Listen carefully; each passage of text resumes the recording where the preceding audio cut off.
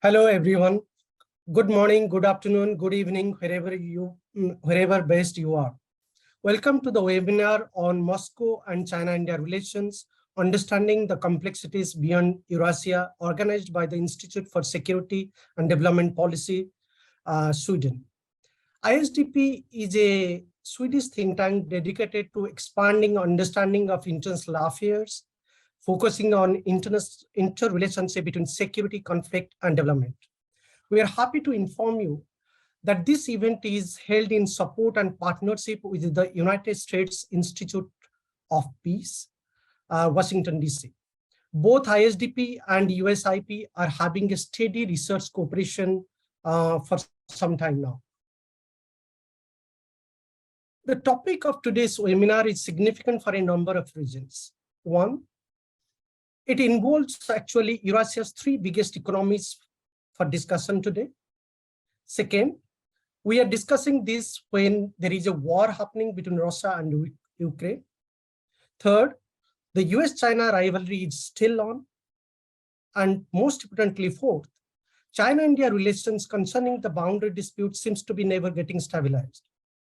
Amid all of these tensions and background note, there are spotlights increasingly on the role of Russia, on China-Russia relations, on China-India relations, and India-Russia relations.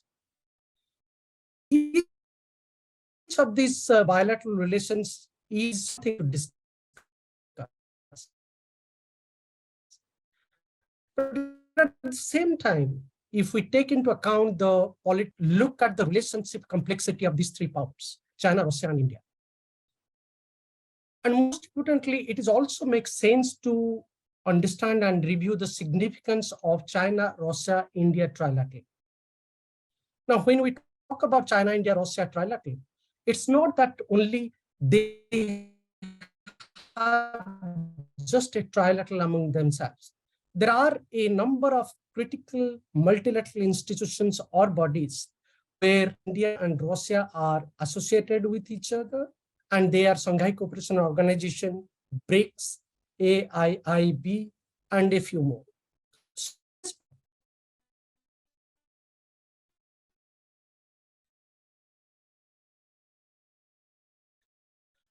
There are many critical questions. Does China and India? Is there a scope for Russia to play a significant role in terms of trying to diffuse the China-India boundary dispute? How the China-India dynamics is going to evolve with Russia in multilateral forums and bodies like Shanghai Cooperation Organization, BRICS, AIIB, New Development Bank, etc. In order to discuss some of these issues, we are fortunate to have a number of specialists from Russia, India, and China. They are eminent speakers with rich academic and policy background. And this webinar is divided into two panels. The first panel would be talking about mostly about Moscow and China-India relation, what kind of role Russia generally is playing in terms of influencing the China-India relations. The second theme would look at the trilateral Russia, China, and India in the context of Shanghai Cooperation Organization, BRICS, AIIB, and others. Each of these speakers are requested to speak for 7 to 8 minutes. Before I introduce the speakers, I think let me also introduce one of our special guests for the evening for this webinar today. That is Dr. Daniel Markey. Dr. Daniel Markey is a senior advisor on South Asia at the United States Institute of Peace. He is also a senior fellow at the Johns Hopkins University's School of Advanced International Studies program in the Foreign Policy Institute.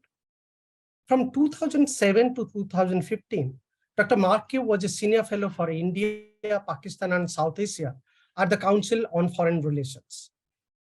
Most importantly, from 2003 to 2007, Dr. Markey was a member of the US State Department's policy planning staff. His work focused on US strategy in South Asia, especially Pakistan and India. He is the author of the highly acclaimed book, China's Western Horizon, Beijing and the New Geopolitics of Eurasia, which is published by Oxford University Press. More importantly, if you have time, I will strongly recommend to go through his recent co-authored article titled From Bad to Worse, Russia's Invasion of Ukraine and China-India Relations, which is published in Asian Survey towards the end of 2022. We are fortunate to have you, Dr. Markey, and welcome to this webinar. Thank you. Before we proceed into the first panel, and I introduce the speakers, maybe I'll invite Dr. Markey to make a few remarks about the webinar and to share his thoughts so that we could invite the speakers to share their remarks, respective remarks. Over to you, Daniel. Jagannath, thank you. Thank you so much. I appreciate it. Thanks to all of you. I appreciate all the work that you, Jagannath, and ISDP have put into pulling together such an amazing group of experts, not just from the usual places, but from the three countries that are most of interest to us for this important and I think quite timely session.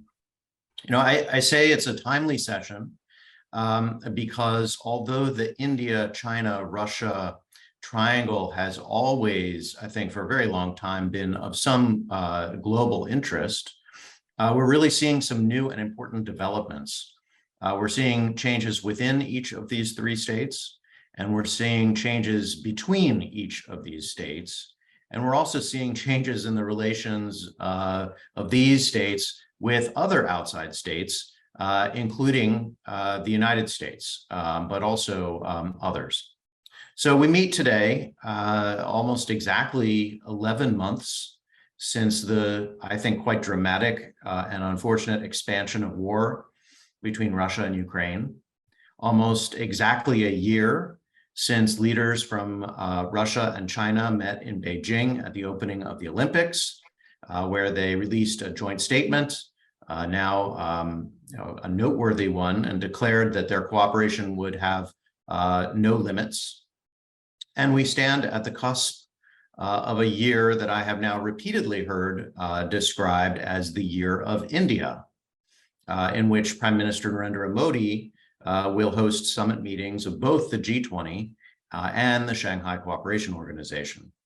Now, from where I sit here in Washington, D.C., early morning on a Monday of a new week, a lot more attention has been given to the U.S. bilateral relations with each of these three states than attention given to how the three states relate to one another.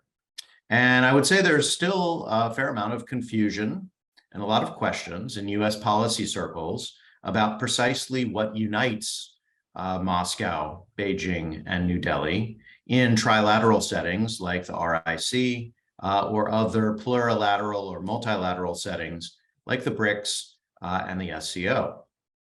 And it would come as no surprise to say that there's some apprehension here in the United States about what these groups are intended to do and the extent to which their purpose, their animating purpose, is to challenge existing structures, rules of the road, or US leadership internationally.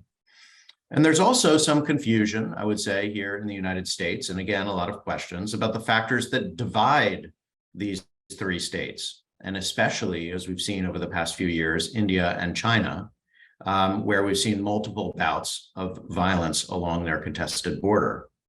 Now, as Jagannath mentioned, last year I co-authored an article in a special issue of Asian Survey, and this was about the implications of the war in Ukraine for India-China relations.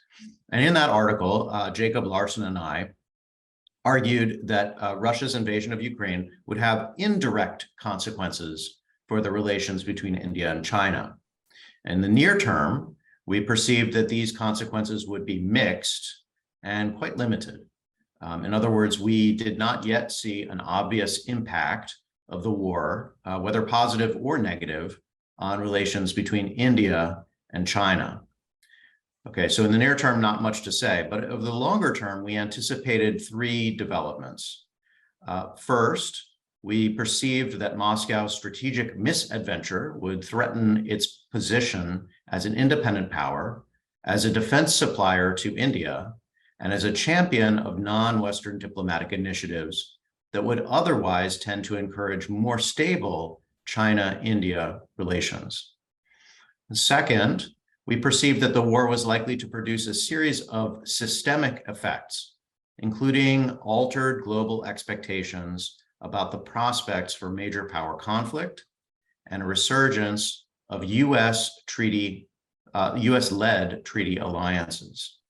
And third, when we put these things together, we perceived that war-driven outcomes are likely to push Russia into a closer, but maybe more dependent relationship with China, and that would worry India, and that the war would also send India, in a sense, in the opposite direction, into closer relations with the United States and Europe, which would be unwelcome for China. And as a consequence, all of this would accelerate a deterioration of China-India relations that was already underway before February 2022. Having said all of that, the big reason why I'm excited about today's meeting is because I would like to hear how these dynamics are perceived well outside the United States. So I have a lot of different questions, but I'd like to hear from both our Indian and Chinese colleagues about their perceptions of the Russia-Ukraine war, including any prospects perceived in either New Delhi or Beijing that they might play a more active and energetic role in bringing that conflict to an end. I'd like to better understand from our Russian colleagues, how they perceive the recent border tensions between India and China, and what those tensions mean for Russian diplomatic initiatives like their trilateral or other groups like the SCO. I'd like to hear from our Chinese colleagues about the relative priority that Beijing is likely to place going forward on its relations with Russia and India, because this is a big year for China as well, as it grapples with the many challenges of post-COVID reopening. And I'd like to hear from everyone about their expectations for this coming year of India, and especially whether and how India can find a way to continue to find a balancing act between Russia and the United States and find a way to get back to more normal relations with China. And finally, I'd like to get a better sense from the participants about how they perceive something quite grand, in a sense, the future of world order. And in particular, though, whether they perceive that the policymakers in their countries tend to see that order in terms of an emerging multipolarity, which is, I think, where many of them have been in past years, or whether they are increasingly likely to see the main dynamic as one of bipolar competition between the United States and China. And I would note, certainly in Washington, D.C., that this latter perspective, a more bipolar approach, is the one that tends to characterize policy discussions. Now, hopefully I've set the table, Jagannath, with a few observations, maybe some provocative questions. Clearly, we have a lot to discuss. I want to thank you again, also to everyone, all your colleagues at ISDP, and of course, all of the rest of you for making this possible. Thanks. Thank you, Daniel. Those are excellent remarks. In fact, I'm sure, I think each of our country-specific speakers, they would take a strong note of the questions or the points that you have raised in your remarks. Without really, taking much time, let me introduce very briefly the speakers for the first panel. Their bios and more information details are there in their respective websites, including an ISDP website, where you could see and read their bio. But to briefly introduce, we are fortunate to have in the first panel, Professor Alka Acharya. Professor Acharya is the chairperson of the Center for East Asian Studies at School of International Studies, Jawaharlal Nehru University in New Delhi. She is also the honorary director for the Institute of Chinese Studies in New Delhi. Professor Acharya was nominated by the Indian government as a member of the India-China Eminent Persons Group from 2006 to 2008. And she was most importantly a member of the National Security Advisory Board of the Government of India for 2 terms. From 2006 to 8 and 2011 to 2012. She has authored a number of research articles. She has been a pioneering figure in India's China study program. And also, most importantly, she has been one of the leading scholar on China, India, Russia trilateral. Her book, China and India, Politics of Incremental Engagement, still continues to be one of my favorite reading documents for China-India relations. Welcome to you, Professor Acharya. Then we have from China, Dr. Hu Xisang. My old colleague for last 15 years, I'm engaging with him for many dialogues. Dr. Hu Xisang is a senior research fellow and director of the Institute of China, South Asian Studies at the CICIR, China Institute for Contemporary International Relations in Beijing. His most recent research focuses on South Asia, particularly India, Pakistan, Afghanistan issues. Dr. Hu actually obtained his PhD in 2006 sometimes, and he has been a visiting scholar in United States, in India, and many other leading institutions across the globe. Dr. Hu has also been one of the critical voice when it comes to China-India relations, including China-India-Russia trilateral. Welcome to you, Dr. Hu. We have also Dr. Peter Topickanov. Peter is an associate research senior researcher from CIPRI, particularly covers weapons of mass destruction programs.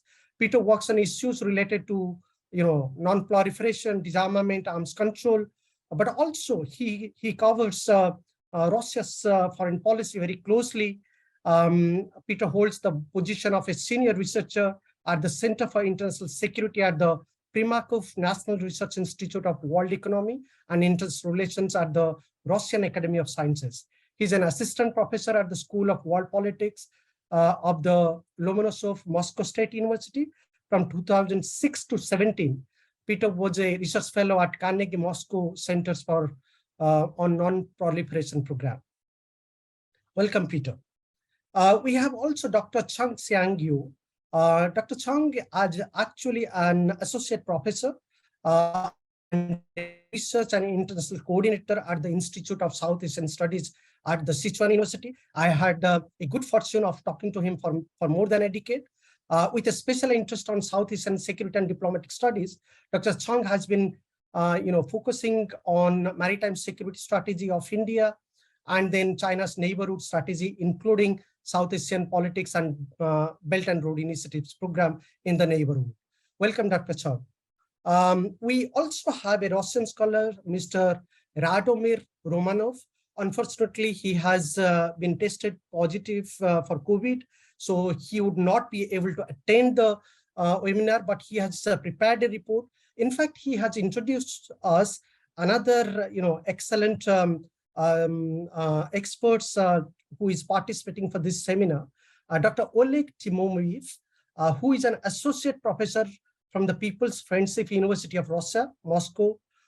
He's a member of the Russian Sociological Society and also closely works with the Russian International Studies Association, and is a member of many important academic groups in Moscow, and he is a China scholar with a Mandarin capability. Welcome to you, Dr. Oleg. We are fortunate to have you.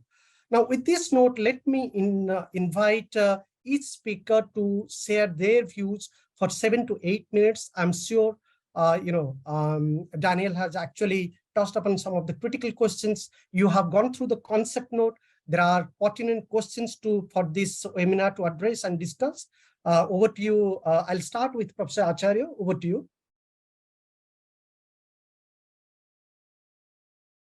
All right. Thank you, Jagannath. I am extremely grateful and happy at being invited to this very significant interaction on a topic that has clearly been part of my intellectual horizons now, since the turn of the century, in fact.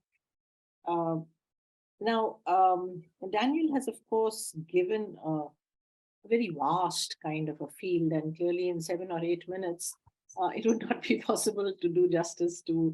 But I'm going to try and identify a couple of issues which I can elaborate upon. Let me just begin on a slightly autobiographical note, in the sense that As Jagannath had pointed out, I have been part of an initiative which is termed the Russia, India, China Trilateral Academic Initiative, which was inaugurated in 2001. The idea had been mooted a couple of years before, and the Institute of Chinese Studies was one of the institutes, Kikir in Beijing, and the Russian Academy of Sciences, the Institute of Far Eastern Studies. So these were these three institutions from where academics and scholars came together. Now, why I mention it, that this was in 2001. The background was the 9/11 horrific incident in the United States. And the first trilateral took place in Moscow, virtually in the just before the 9/11 incident. We just come. Now, it started then, and it has been going on till now, despite the ups and downs. This academic trilateral has not been discontinued. It has not sort of whimpered away into some kind of an inglorious corner. The fact that the governments on all the three sides have tacitly supported this academic interaction is also interesting. Now, this itself was the extent of the support that the three institutions have received from the governments is indicative of the somewhat ambiguous way in which this trilateral academic exercise has been seen, and despite the many ups and downs in the relationship, and this goes specifically with reference to China and India, this exercise has not stopped. Three things have been common since the turn of the century. The first was that at that point, of course, none of the three sides wanted this exercise to be seen as directed against any third party. So it was very specifically mentioned that the trilateral engagement was not about forging a front to oppose some third party. And of course, the reference was to the United States. The second was that this exercise was not to be seen as moving in the direction of an alliance. There was no question of the three sides. And finally, a very important focus of this exercise was to gauge the level of the bilateral engagement within the trilateral, to assess the extent to which the trilateral was strengthened or weakened because of the bilateral relationships. The focus of this academic engagement was consistently to identify areas of practical cooperation and to actually gauge the extent of convergence or divergence between the three sides on, say, regional hotspots or on the current challenges at the global level. So this has really been the pattern, and what has happened that over this 2 decades and more, the RIC has not really evolved much in terms of some kind of a strategic understanding about either the world order or about the kind of cooperation that they need to make as a trio to address regional concerns. That has really not happened, despite scholars having advocated the need for Russia, India, China to take a leading role in some of the leading, particularly the regional dynamics. So that's one part of the story, and I think that we will see this dialogue continuing, not just at the Jagannath, please let me know when my 7 minutes are up. Sure. So this would continue, and in one sense, what I'm saying is that the governments of the three countries would see the merit in letting this dialogue go on. So you have the summit meetings taking place between the three sides, and there are documents that come out of the summit meetings, and my sense is it will continue. But what has also clearly emerged is that while RIC itself has not really become a much more significant kind of grouping in world politics, other multilateral fora, particularly BRICS and the SCO, have begun to play a much more important role, largely because of the membership of these groupings, and particularly when we look at BRICS, and I'm going to focus on BRICS, and then my last 1 or 1.5 minutes will be on Russia and India. So BRICS, if we see, it's 40% of the world population is comprised in this grouping, and nearly a quarter of the GDP of the world. So while we do not see any anti-Western or anti-US agenda coming out of it, which has been really what Daniel was pointing to, the apprehension that these would emerge as some kind of in opposition to the US-led order. It's clearly a reformist agenda that is animating the countries in these groupings. They want to change the current world order, which would better reflect the interests of the developing world, the kind of, let's say, rights that they feel that they have been denied, particularly with reference to their natural resources, their right to be seen as players in their own strength on the world stage. Now, these are some kind of concerns which have been mentioned from time to time. And while China and, of course, till a year ago, Russia was clearly playing a very important role, while China is obviously the dominant economic player, it has not managed to run away with the BRICS, as it were. We see that Xi Jinping had mentioned at the last summit, he talked about the Global Security Initiative, the Global Development Initiative, yet it did not get reflected in the document that came out of it. So he's clearly not able to completely dominate and take this institution in the direction that probably is what animates the concerns in the West. And it's also the fact that India is putting up a very strong challenge to the Chinese taking a much more dominant role. And in that sense, I would tie this up with the fact that India is a much more confident player, more economically stronger now, having a greater presence across these regions. Now, will therefore BRICS emerge as the voice of the global South? That's a bit too soon to say, because as I said, that while China is not able to control it, neither is it taking a very active anti-Western kind of a stand. Now, Russia-China in dynamics, and this is the last bit I'm going to conclude, that while India and China, as Jagannath very rightly pointed out, seems to have gone and reached a cul-de-sac, and it's likely to stay there for a while. We don't see any trends that would show some kind of a way out of this impasse or cul-de-sac. We must understand that from Indian perspective, the strategic partnership with Russia continues to be now on a much stronger trajectory. That there is a strategic partnership with China, which is somewhere in the horizons of the Indian government. They are not giving up on that, but it is the Russian strategic partnership that appears to now become a very important plank of Indian foreign policy. To the extent that despite the greater challenges that we are seeing, Russia is not willing to give up in Ukraine. The West, US-led West sanctions on Russia, which have not been very friendly observed.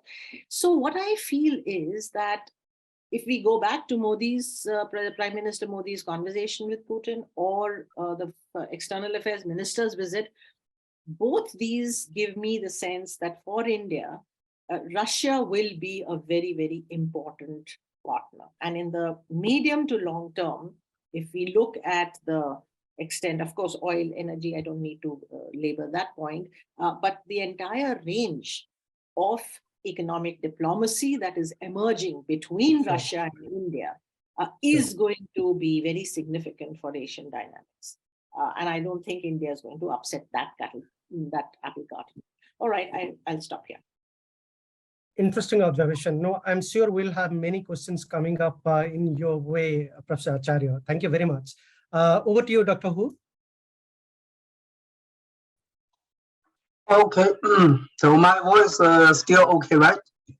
Yes, please go okay. ahead. I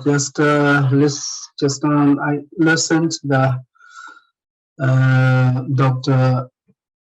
Panda and also Professor Acharya and also the Daniel Markey's remarks. I agree all of the views you expressed. I just focusing on two topics. One is that Russia-China relation. The second may be focusing upon the three countries, China, Russia, India, the strategic interactions, how important or how relevant it is.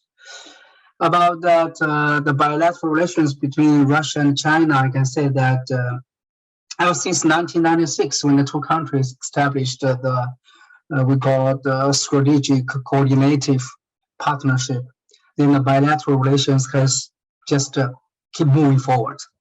We know that just before the COVID, I said before the COVID-19, that we had upgraded the bilateral relation into a comprehensive strategic and coordinative partnership in a new era. So it is comprehensive. Then even before the Ukraine crisis, some the ministers from the foreign ministry said that this bilateral relations will be without any ceiling, without any ceiling, without any limit, without any limitation. But anyway, it shows that how unique this bilateral relations, frankly speaking, ever since 1996. Why the China valued the importance with Russia, and we will continue this kind of evaluation about this bilateral relations. Why is that? Because we would like to see the safety, peace, and the tranquility of the borders between China and Russia, which extending for about more than 4,000 kilometers. So we want these border regions to be peace, to be tranquil. And the second, that we want that China's relations with Central Asian countries will be smooth, without any outside interference or disturbance, especially from Russia, who are the dominant influence outsiders in this region. Especially, we want to see the BRI can be extended smoothly through Central Asian countries and furtherly reaching the hinterland or even the Atlantic Ocean through the Eurasia continent without hiccups. And also the reason energy and strategically important mineral resources. We want that kind of supplement from Russia can be guaranteed, especially especially when the US and China's relations become more and more tense. With more and more this kind of sanctions, China is expecting to face in the future. So we want to guarantee this kind of supply of especially of real material resources from Russia.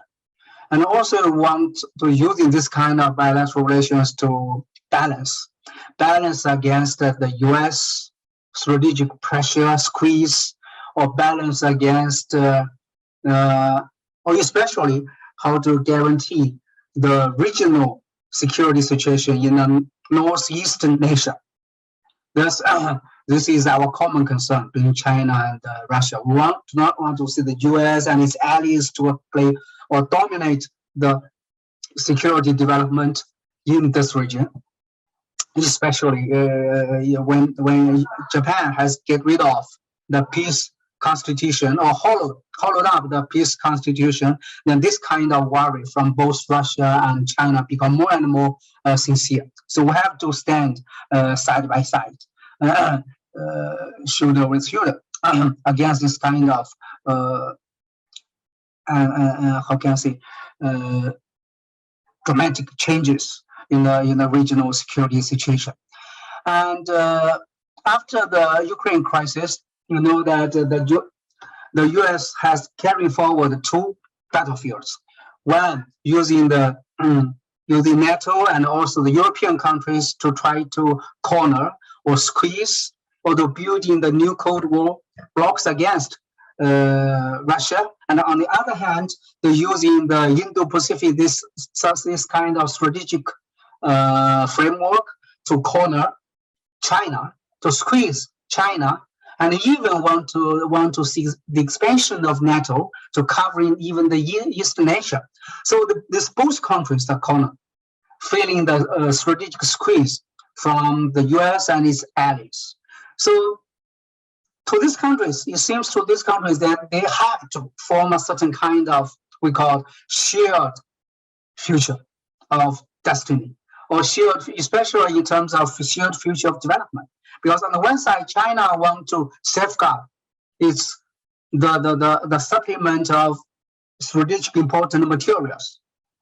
On the other side, Russia also wants to develop in a more diversified modality its economy. So both needs each other. They both became the backbones of each other. So that is to say, even after Ukraine crisis, well, I don't know when it will be ended, these 2 countries will become more and more strategically cooperative. They have no other choice. They have to force to stand with each other. This is my, but of course, China and Beijing not agree Moscow's military approach in settling its security concern, especially concern with an independent country. This the Beijing had reiterated once again that would not agree with it. We sympathize your security concern, strategic concern, but will not agree with this kind of approaches. But anyway, even we disagree with each other, but we still agree that we have to stand side by side to face the challenges caused by the bring about by the U.S. and its allies. Now about China, Russia, Indian triangular relations. Just now, Professor Acharya mentioned about the 3 countries scholar discussions. But officially speaking, that they have the trilateral mechanisms like that. Even we have some Russia, India, China summit for 1 or 2, and we have the foreign minister level of trilateral dialogues for 18 rounds. Very, it seems to me, very successful discussing various issues.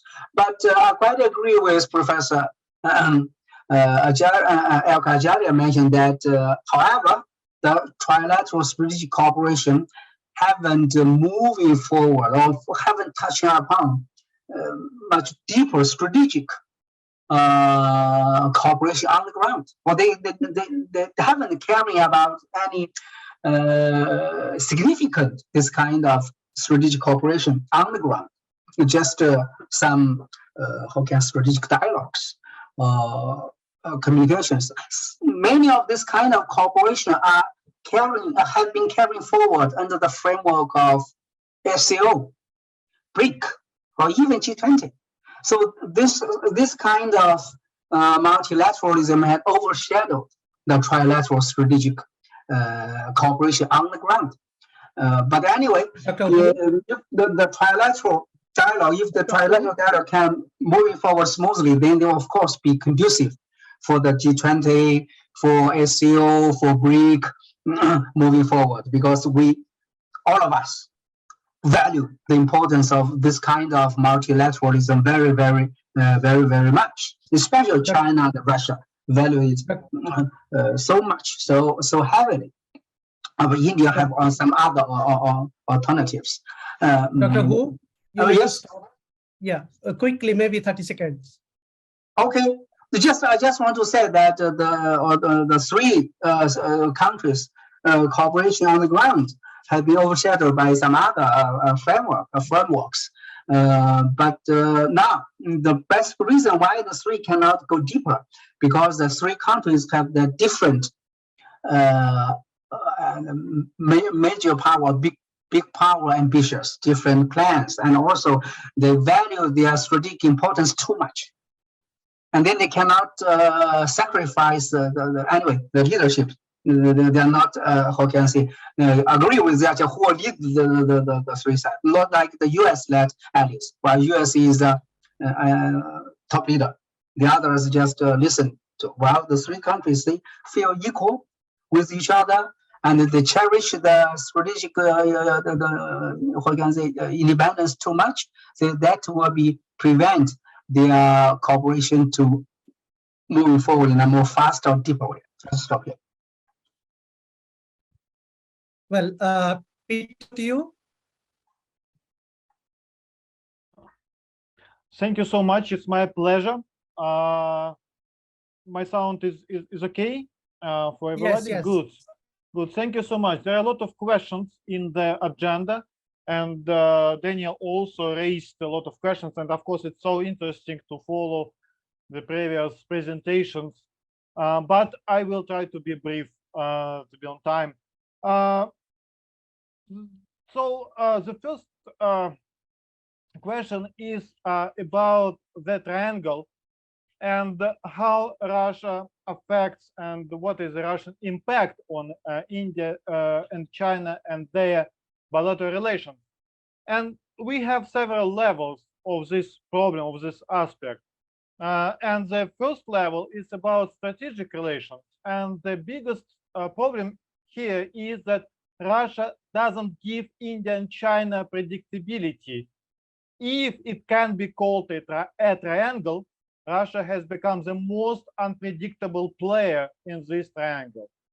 The fact that Russia doesn't give India and China a strategic horizon prevents them from building their ideal foreign policies.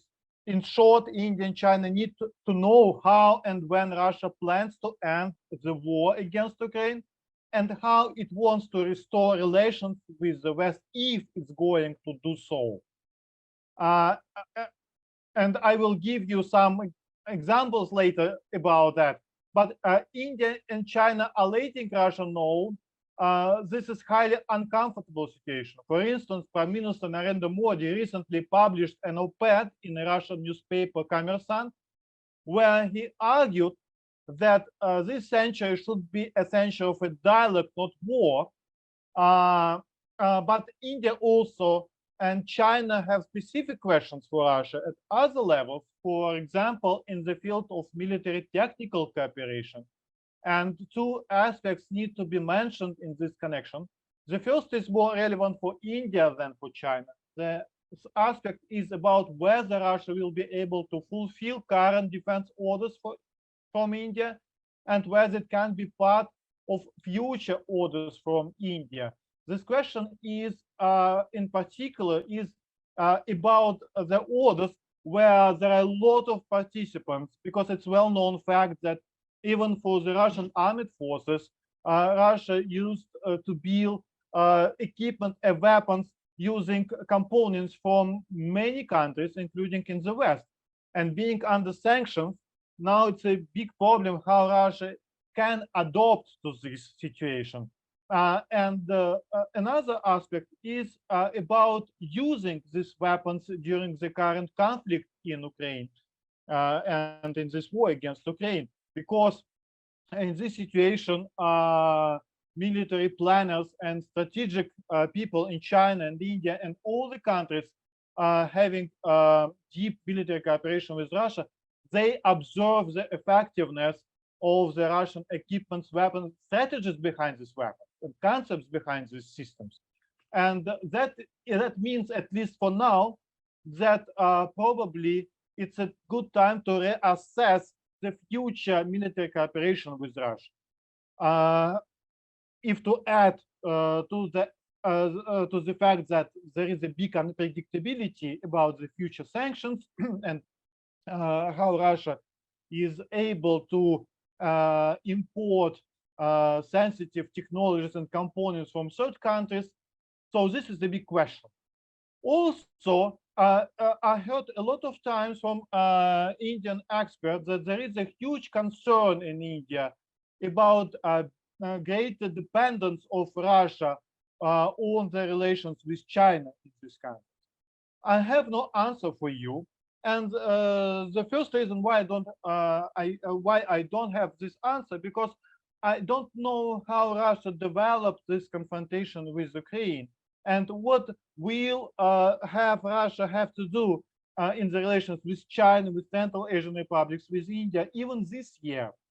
But at least what we know for now, that Russia tries develop new or old new trade routes to south and to east. Again, we have these debates about pivot to Asia. Again, we have attempts to revive north-south transport corridor. And last summer, Russia had a test transportation from the Moscow region to India.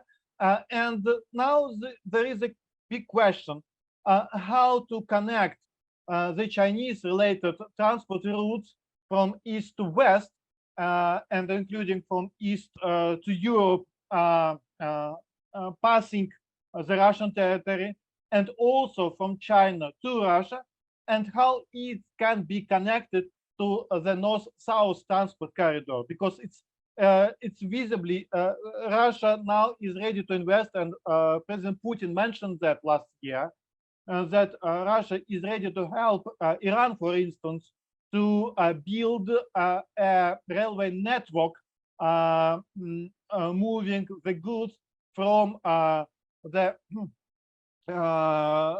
Iranian ports such as Chabahar and Bandar Abbas to Central Asian Republic, so it will be east to the Caspian Sea, because this part of the transport route is less developed, and it's almost nothing effective existing there.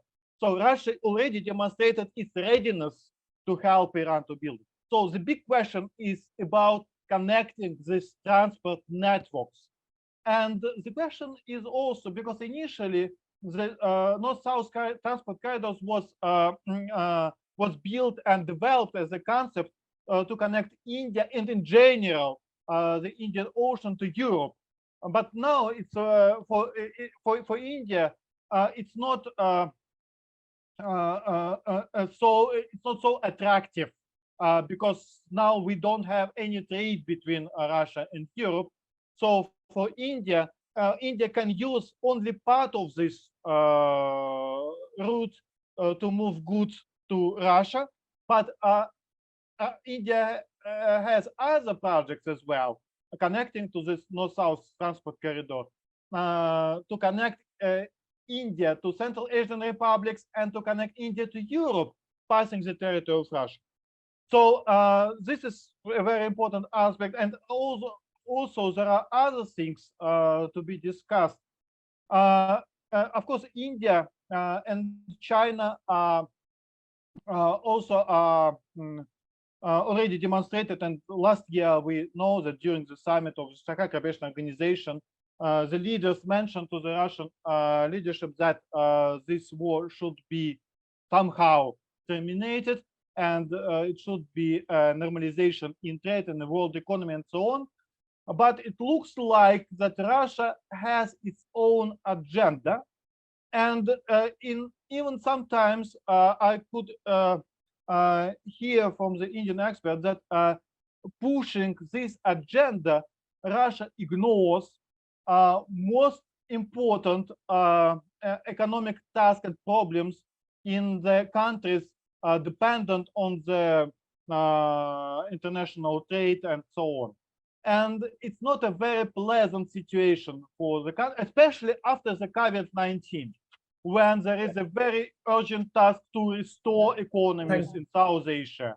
So I have other issues also to mention, and sorry, my dog also had his own opinion, but just I hope that we will have time during the answered questions session to address other questions as well. Thank you so much for your attention. Sure, thank you. We'll get back to you with some comments and questions during the Q&A session. Then I'll go next to Professor Chang. Dr. Chang? Yes. Thank you very much. And it's my pleasure to have this opportunity to engage to discuss issues with colleagues from China, India, Russia, and other participants. So because I am in the first panel, and so I need to be focused on some issues, okay, like this border, like this Russia in South Asia, and I prefer to focus on this border. I mean, India, sorry, Russia's relevance to China, India border, differences in this regard. And it's interesting. First, let me highlight that I think this China, India, Russia trilateral engagement is of very big significance because the three countries make up 22% of world landmass and 37.6% of world population. Okay, very huge one, and they also contribute 23.5% of world GDP. So this trilateral engagement is top significance.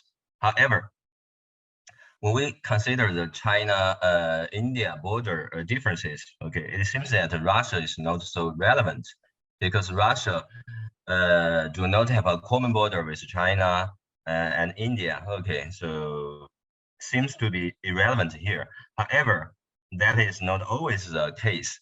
Historically, Soviet Union, okay, I mean, that is 50 years ago, the China-India border differences is a major reason behind this China-Soviet Union breakup in the early 1960s. In fact, in 1955, when China, India, they firstly, I mean, this differences broke out, Soviet Union preferred to be neutral, which made China very much, uneasy because at the time, China has a military, partnership alliance, okay, with Soviet Union. So the Chairman Mao Zedong told the Soviet top leader that this neutrality was not something expected from a ally, okay, especially when considering China is a socialist country while India was not, and that is the historical, story. Anyhow, that is a history, and in recent decades, China, unfortunately, China, India sometimes suffered from this border, differences over border issue, and in fact, I think Russia became somewhat embarrassed in this regard. I think that is also one of the reasons that this RIC, Russia, India, China trilateral, institution can hardly take a very rapid progress. Okay, and in fact, just after this, the plan stand off in 2017. Okay, I think some sources from India uttered the expectation that Russia can play some role, okay, to persuade China in this BRICS summit, and of course that is difficult. And 3 years later, unfortunately, China, India engaged in another major difference. In fact, it's a conflict over this border along this Gavan, okay, valley. And just slightly after this conflict,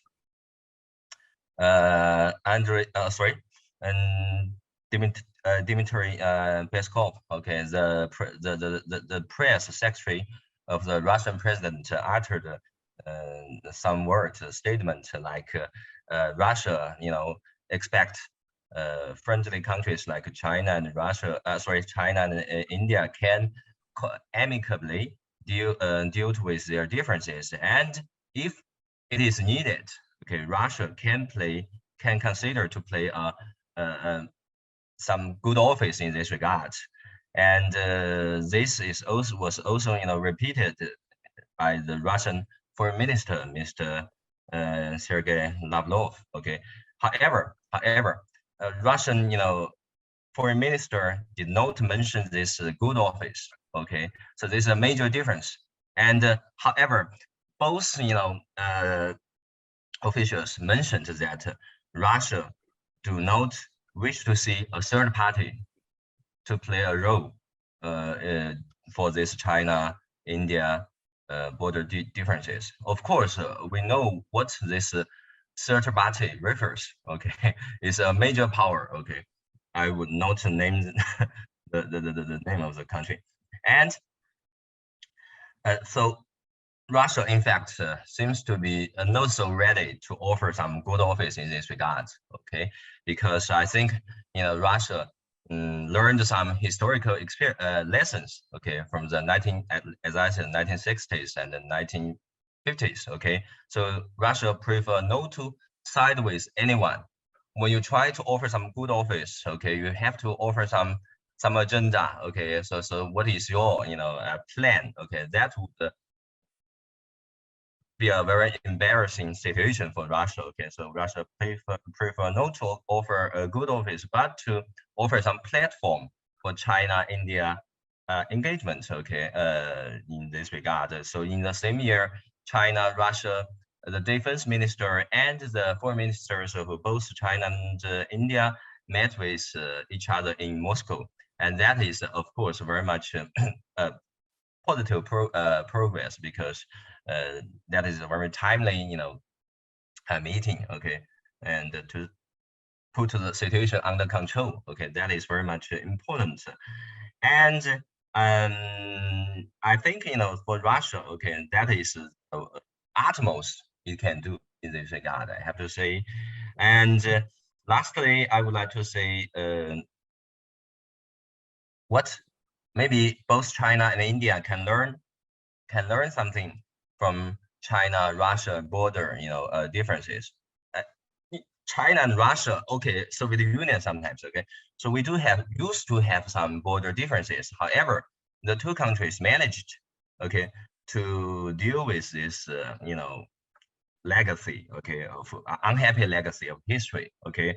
And in 1991, okay, the China-Russia, agreement on eastern border was signed, and 3 years later on the western side, okay. And 2004, okay, the two countries, okay, signed a third agreement to deal with all the differences over border issue. And I think China and India should learn from this, okay, success story. And what I want to say, to be very brief, just 1 minute, is that first, in principle, I think China, when we just check this China-Russia experience, we learned that China do not acknowledge some treaty, okay, which it regarded as a legacy of imperialism or colonialism. Okay, that is a reality. However, China can accept the status quo, okay, and China can consider, seriously to sign border treaties,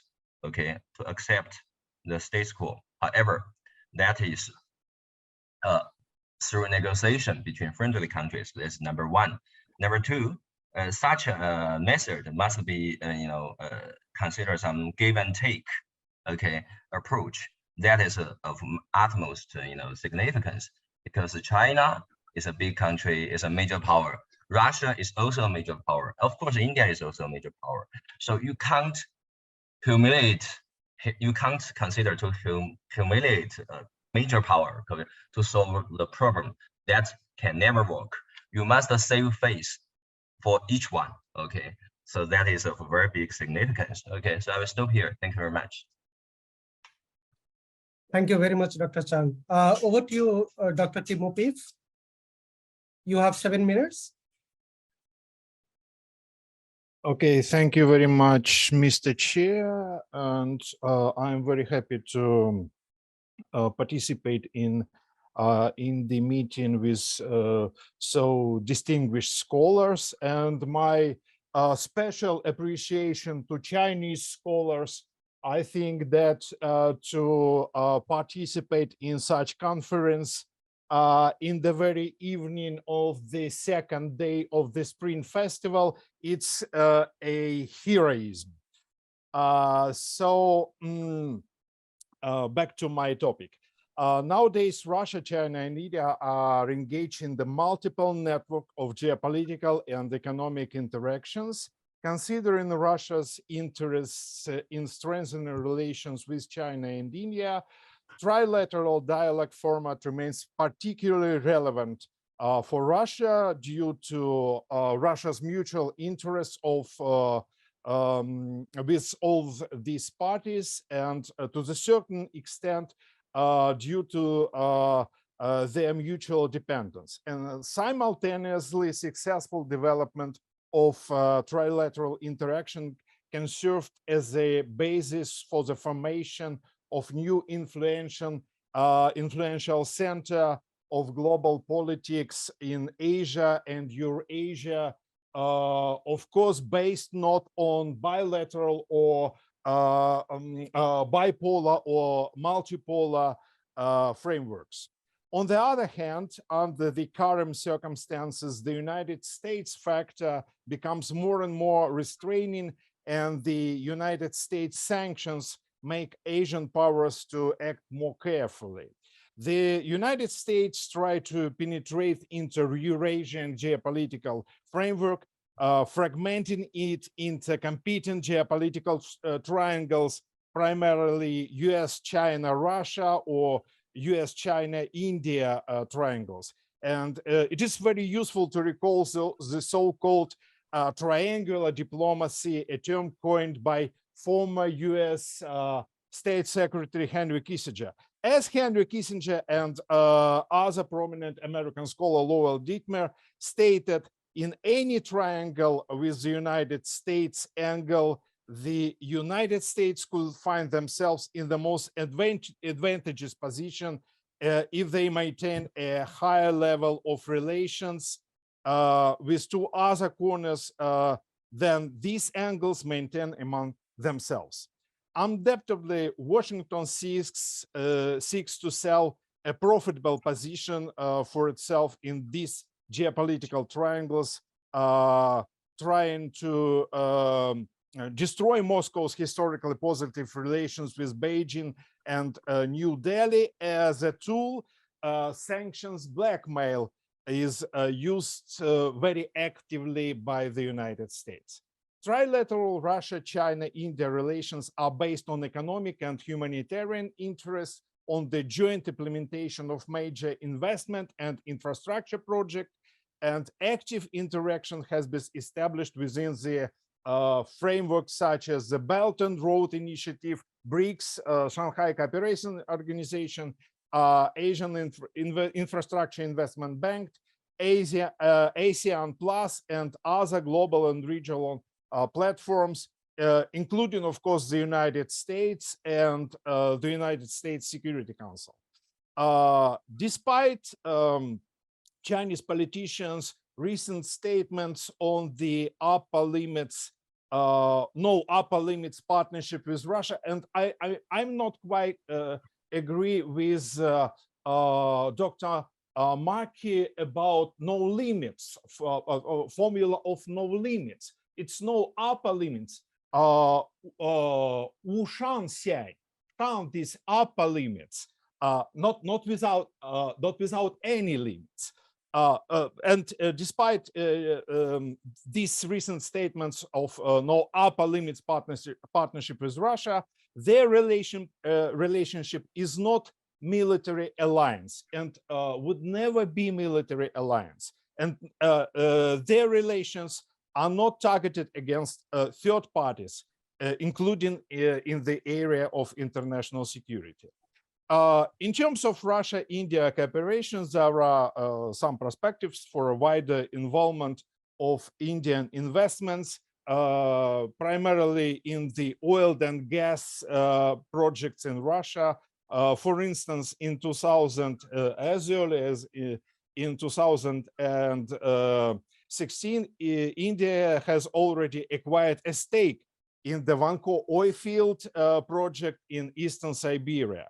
And negotiations were also conducted on the participation of Indian financial institution in the Arctic LNG-2 project and many others.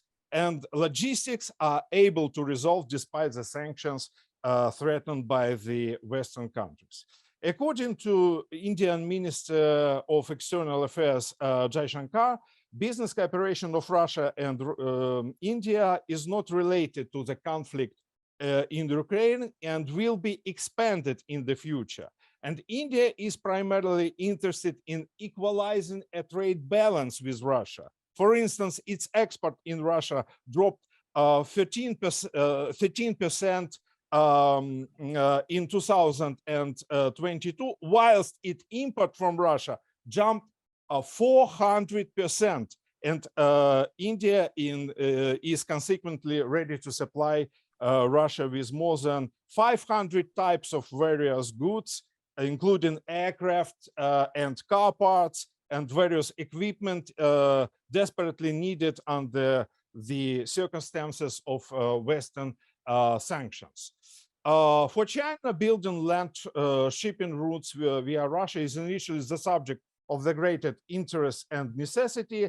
Russia became China's #2 trade partner in Europe, and it can be assumed that in the oil and gas area, Russia, China, and India will look for cooperation options aimed at minimizing effect of Western countries. And the last one is security cooperation. In this area, Moscow respects China's and India's calls to peaceful negotiations and their desire to act as possible mediators. And this term, good offices, was firstly launched in 2014. The term Eurasian good offices was launched after Crimea crisis, right after Crimea crisis. And of course, Moscow appreciate China's position in this area. So one could expect that the prospective relations within Russia, India, and China triangle would be based on the approaches formally described. Thank you very much. Thank you very much. Those are interesting comments, and I'm sure there will be some questions coming up in your way.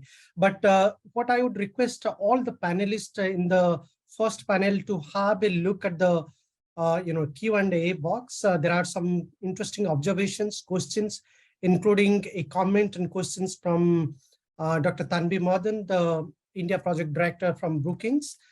She says that, if we try to understand Russia's current narrative regarding third party, that is the American influence and US taking and fueling China-India differences. In a way, it echoes the argument Moscow made in the early 60s. And she's actually putting a quotation out here. And she's saying that if we see Nehru's response to Khrushchev, exactly the same kind of quotation we could see.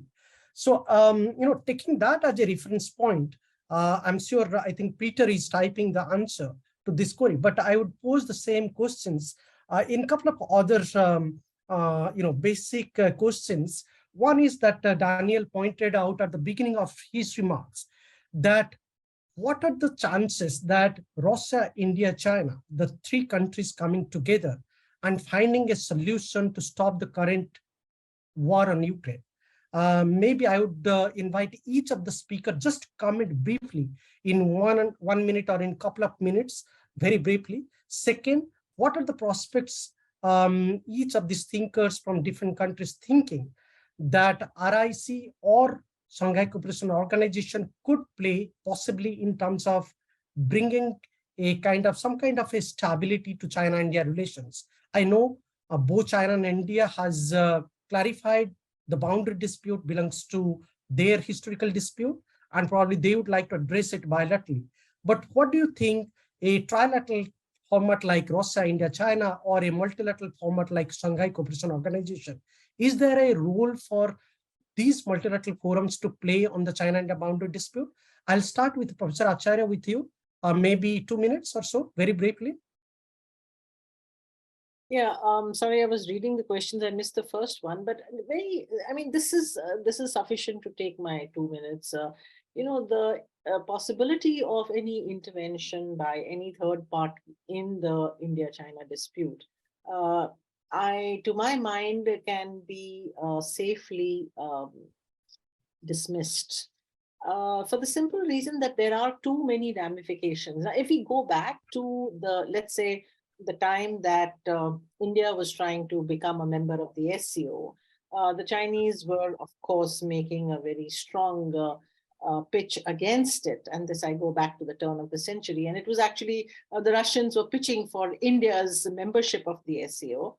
And one of the factors that was mentioned was that India and Pakistan, because Pakistan was also trying to be a member, would drag their disputes into the SCO, and that would therefore harm and jeopardize the possibility of cooperation among SCO members.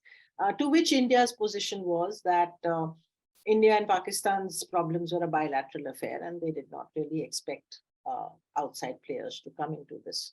And the possibility that once you open the door to third-party intervention into a bilateral affair, then other kinds of dynamics start to operate. The geopolitics of the Asian situation, the role of the United States, the China-Pakistan axis, all these factors then start to become or start to actually constitute very significant problems, even headaches. So I do not think that India, and to that extent China, would be open to the idea of third-party intervention. Unofficial back channel kind of, for instance, somebody mentioned, learn from the success story of the Chinese and the Russians in sorting out the border. But I feel that the nature of the problem between India and China is very different on the border. So I do not foresee the Indian government at all amenable to the idea of third-party intervention. Stop. Very briefly, any thoughts on the Ukraine war? Do you think RIC, SCO, or any other of these organization, including BRICS, could possibly play a role to stop the Ukraine war? Of course, in last 1 year, we have not really seen these forums playing any significant role in terms of, making an effort to stop the war. But what's your thought? Any thought? I seriously doubt the ability of these multilateral fora exercising any influence to stop the Ukraine war. There are very clear objectives that Russia has as regards this war, and I do not think that they would ever withdraw unless their objectives were met. To the extent that the Russians can neutralize the multilateral fora, particularly the members of the BRICS and the SCO grouping, to that extent, they will continue to parley with them. But to the possibility that these countries can actually intervene, we've seen what Prime Minister Modi also has tried to do. I do not think that that would work. In the short to medium term, the Russian objectives are very clear, and they are not going to withdraw till such a time as those are met. Sure, thank you. Dr. Hu?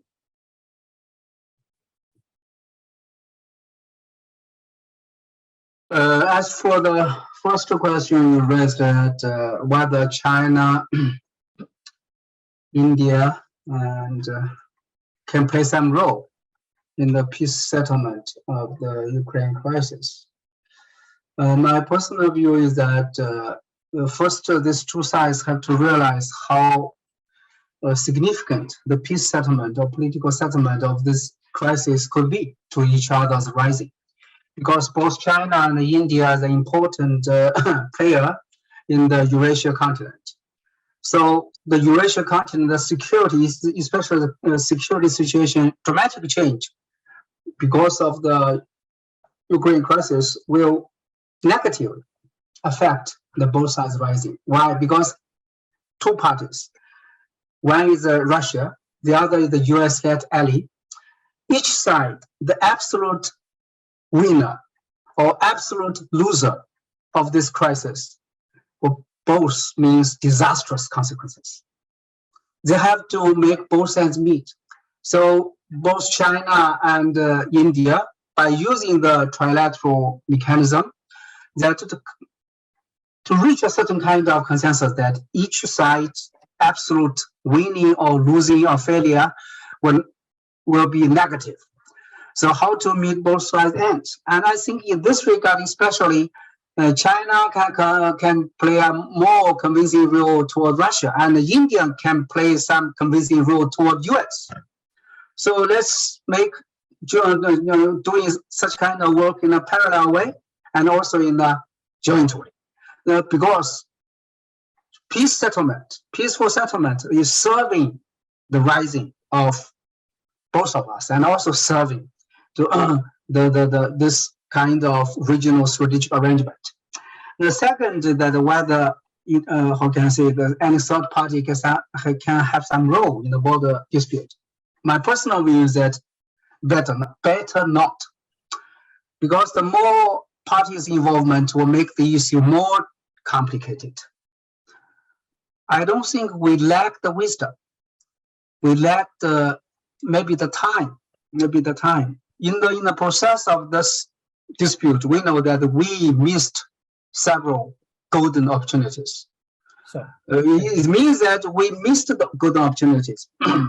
But still, I think that if we want the issue to be as simplified as possible, that better not inviting any third parties' involvement. To my personal concern or worrisome is that in the past 1 year around, the Indian side, especially the foreign minister, has bring this issue in the international arena to blame China again and again, make the border issue already internationalized. This could be one of the factors that make Chinese government become more assertive on this issue, or being forced to be more assertive. So I stop here. Sure, thank you. Peter, quickly, just in 2 minutes. Yes, thank you so much for both questions. The first question, I don't think that the Shanghai Cooperation Organization has a mandate to be an organization helping restoring peace, something like that. But I want to remind you about the role that this organization played during the border tension between India and China.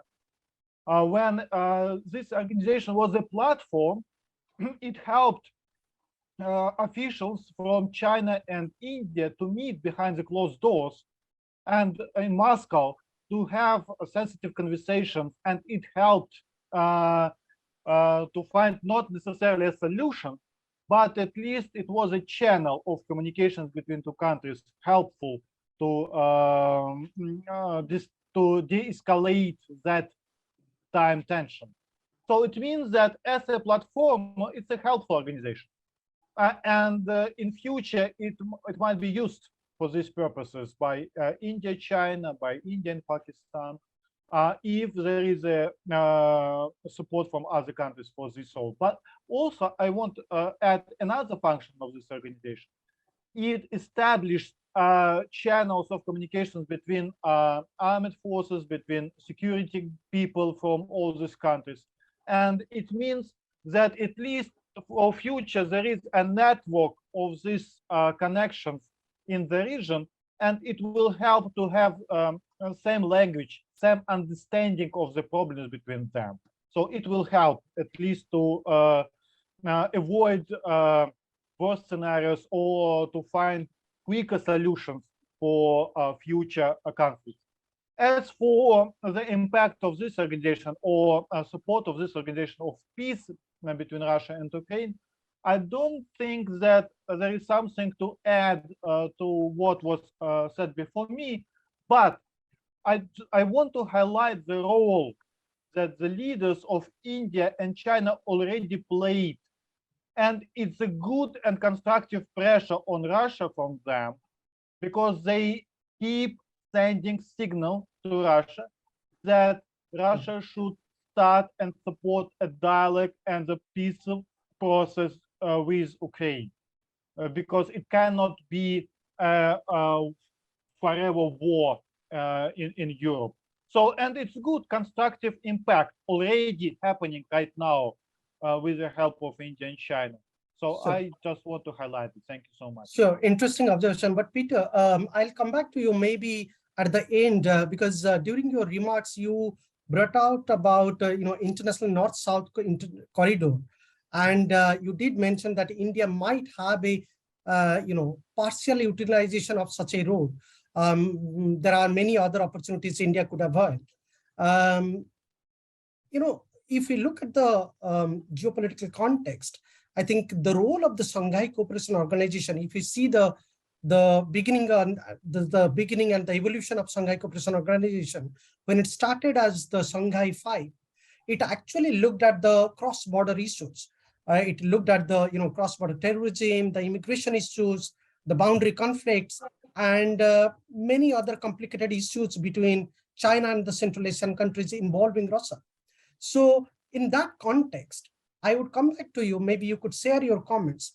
To what extent you see that Shanghai Cooperation Organization, when there is a new memberships discussion going on about Iran, about Turkey. So to what extent SCO could be the forum for future, where India would like to utilize its own good relations with Russia and China in order to take advantage of the situation, not only in international north-south corridor, but also in some other competing projects in the regions. Do you have any thoughts? Do you think India, China, Russia would come together when it comes to the Eurasian projects, be it in the Central Asia, or be it in the South Asian regions? Do you think a broader consensus within SCO would ever emerge? How do you really see SCO tackling some of these connectivity-related issues? Maybe you could share some of your thoughts towards the end. Dr. Chang, you have any comments on the Ukraine war? Okay, so my comments will be very brief. I think it would be hard, okay, to China for this multilateral institution to play a role to end the military conflict in Ukraine, unless okay, Russia, I mean the direct stakeholder. Everyone is a stakeholder in this regard, but direct stakeholder refers Russia, Ukraine, and the United States.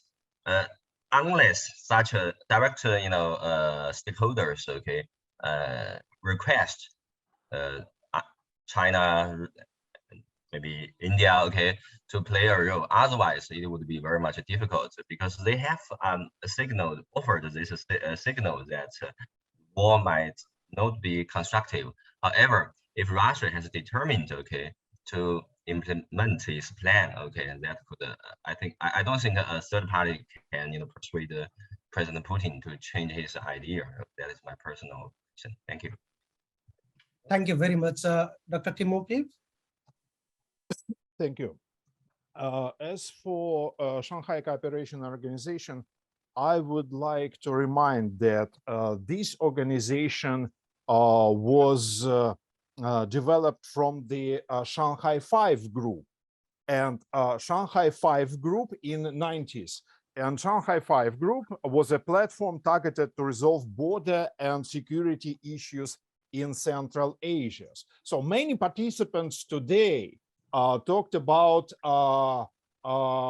Russia-China border, resolving of Russia-China border issue as a model, possible model for China-India relations. But this very prospective model of Shanghai Five in Central Asia would be also a format for China-India issues.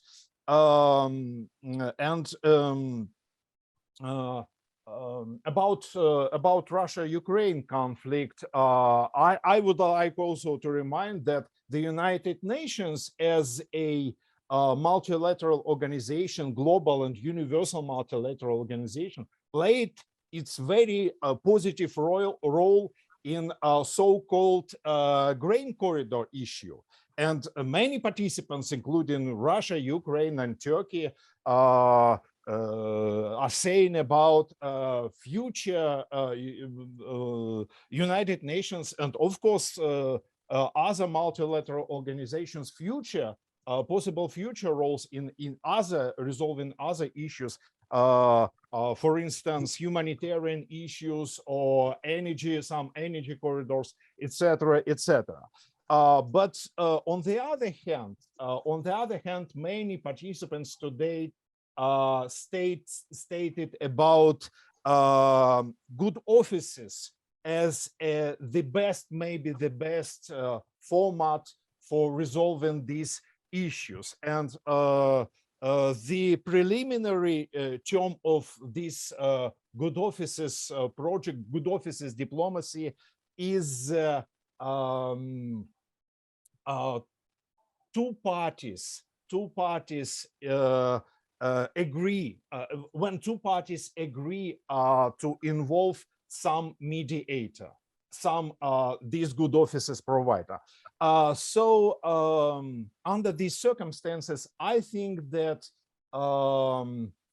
countries, neutral states, big states like maybe China and India could play more positive roles in current Russian-Ukrainian crisis. Thank you. So, thank you very much. But Dr. Timofeyev, just a quick observation. In the larger part of the Europe and the globe, it's not a Russia-Ukraine conflict. It's seen as a war, Russia-Ukraine war. So I think you mentioned that it should be perceived as a conflict. I think there is a difference in perception. Maybe during the discussion at the end, you would like to comment on that, if that is a Russian conception, or you have anything to offer as far as the intellectual discussion is concerned. But with this note, I would encourage all the speakers in the first panel to look at the Q&A box. And if there is any questions you feel like answering to the respective participants who are attending the seminar, listening to your thoughts, please answer to them directly. They will get the answer. And that would be interesting so that we can save time for more discussion at the end. Without taking much time on other issues, let me quickly move to the second panel. We have Dr. Anna Kireva. Dr. Anna Kireva is an associate professor at the Department of Asian and African Studies. She's a research fellow at the Center for Comprehensive Chinese Studies and Regional Projects of the Moscow State Institute of International Relations.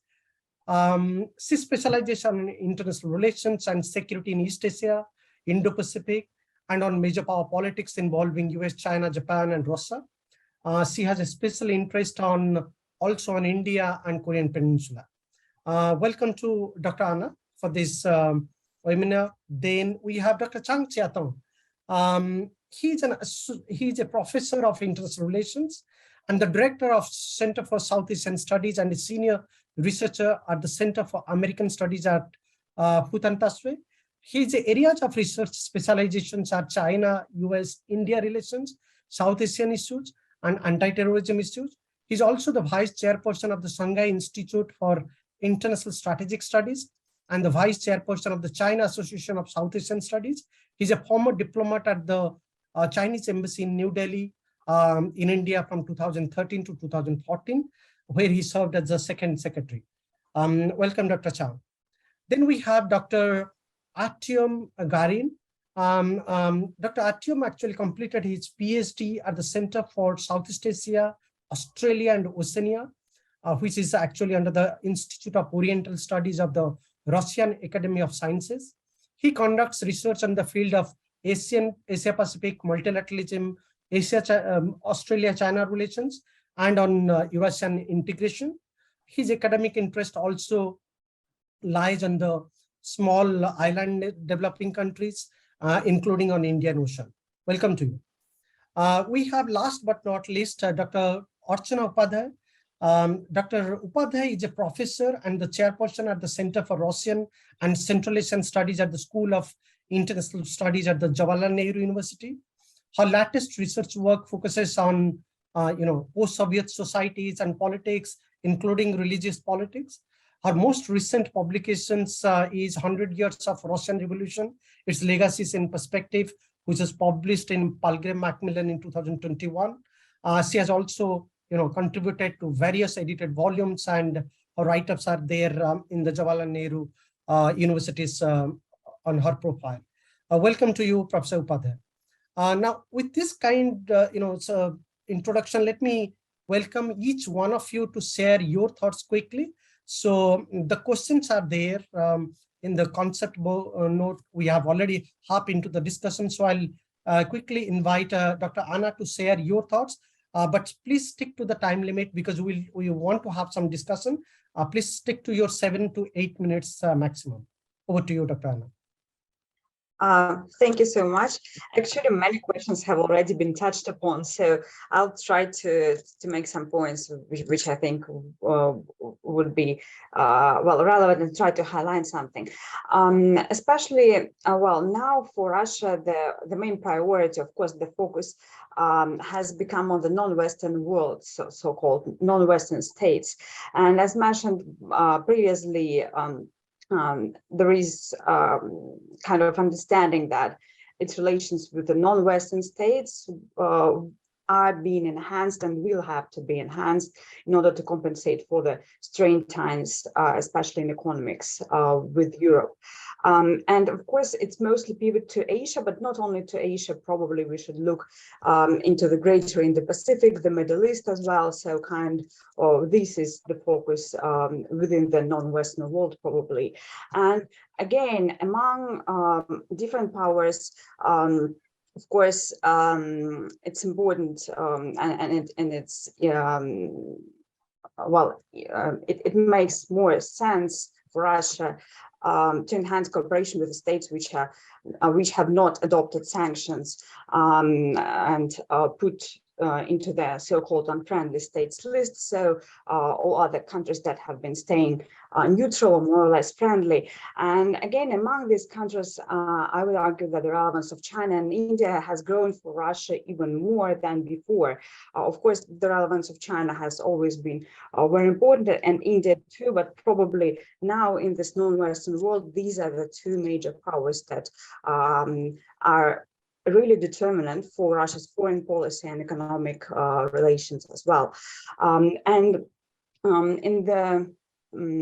the previous year, we have seen kind of neutral or friendly neutrality approach taken by these countries, by China and India. And of course, we have seen some stress that the relationship between Russia and India and Russia and China are experiencing due to the current conflict. However, we have also seen that there has been political and security cooperation going on, and probably I would like to point out to in-person attendance of SCO summit in Samarkand in September last year as a kind of multilateral platform, which provided a platform for in-person communication between the leaders, including Putin, which I think was kind of important here. However, no direct official visits or summits last year. Also, China and India participated in Vostok 2022 strategic exercises, and there has been joint air patrols by Russia and China last year. And generally, we do have military ties still functioning, although under stress, as pointed out by previous speakers. In terms of economics, we have seen mostly Russia reorienting its exports, and in bilateral trade between Russia and China and Russia and India, mostly Russia's exports has been on the rise, and of course, this is mostly resource export that used to be exported to Europe, and we have seen major price discounts as well. And also, these two states, they're considered to be a potential source of technologies and goods where these countries can somehow replace the Western states. Of course, there is lots of US pressure on this relationship, and the threat of American secondary sanctions makes businesses concerned, wary about doing business with Russian companies now. Probably we could say that Chinese companies are more looking forward to fill in the niches which are being vacated by Western businesses, especially in the spheres like automobile production, for example, while India is still to move this way. So China has been kind of more active here. Also, another agenda very important is trade in national currencies and generally transactions in national currencies. It has been long on the BRICS agenda, for example, and on bilateral agenda as well. But here we have seen more definite moves by both Russia and China and Russia and India to de-dollarize bilateral trade and move into transactions in national currencies. And probably we are going to see some moves in logistics, finance, insurance, and others. And it might be that a system might be found in future, a system of interaction between Russia and these states, not based on the role of Western currencies, not based on the role of Western logistical or insurance companies, but on the role of the bilateral companies or other companies from outside the West. So it could lead to greater involvement of non-Western states, more decentralized governance, decentralized standards, economic relations and trade. And there has been an interesting quote by Putin saying that Ukraine conflict actually contributes to multipolar world order, although he has not specified in which way. Moving to multilateral institutions, SCO has traditionally been important for Russia, primarily in security, especially the regional anti-terrorism structure, which holds which is kind of a success story for SCO. And this kind of agenda, the agenda of Eurasian security, is going to be relevant for all the states involved, and Russia, India, and China do share common interests here on stabilizing Eurasia. Economic agenda used to be on the periphery of the SCO, and actually Russia did not really support China's attempts to pursue economic integration within the SCO. And it's also important to say that India was included upon Russia's initiative into the SCO, and especially after the US withdrawal from Afghanistan, the importance of the SCO has risen because there is a greater need to communicate on these issues. However, having said that, the inclusion of very different countries such as India and Pakistan, and also now Iran from the next year, means that even if everybody agrees on major principles, interpretations between the countries, between the actors may actually vary and quite significantly. So it is still important to have a venue for dialogue on security and to try to reach consensus on such issues as terrorism, for example. But at the same time, with India-Pakistan tensions and different interpretations of what exactly is terrorism, and with India-China tensions, it is unlikely that there might be some brand new specific measures that could be agreed upon. And so with Iran, even boarding membership, it might complicate this kind of agenda even more.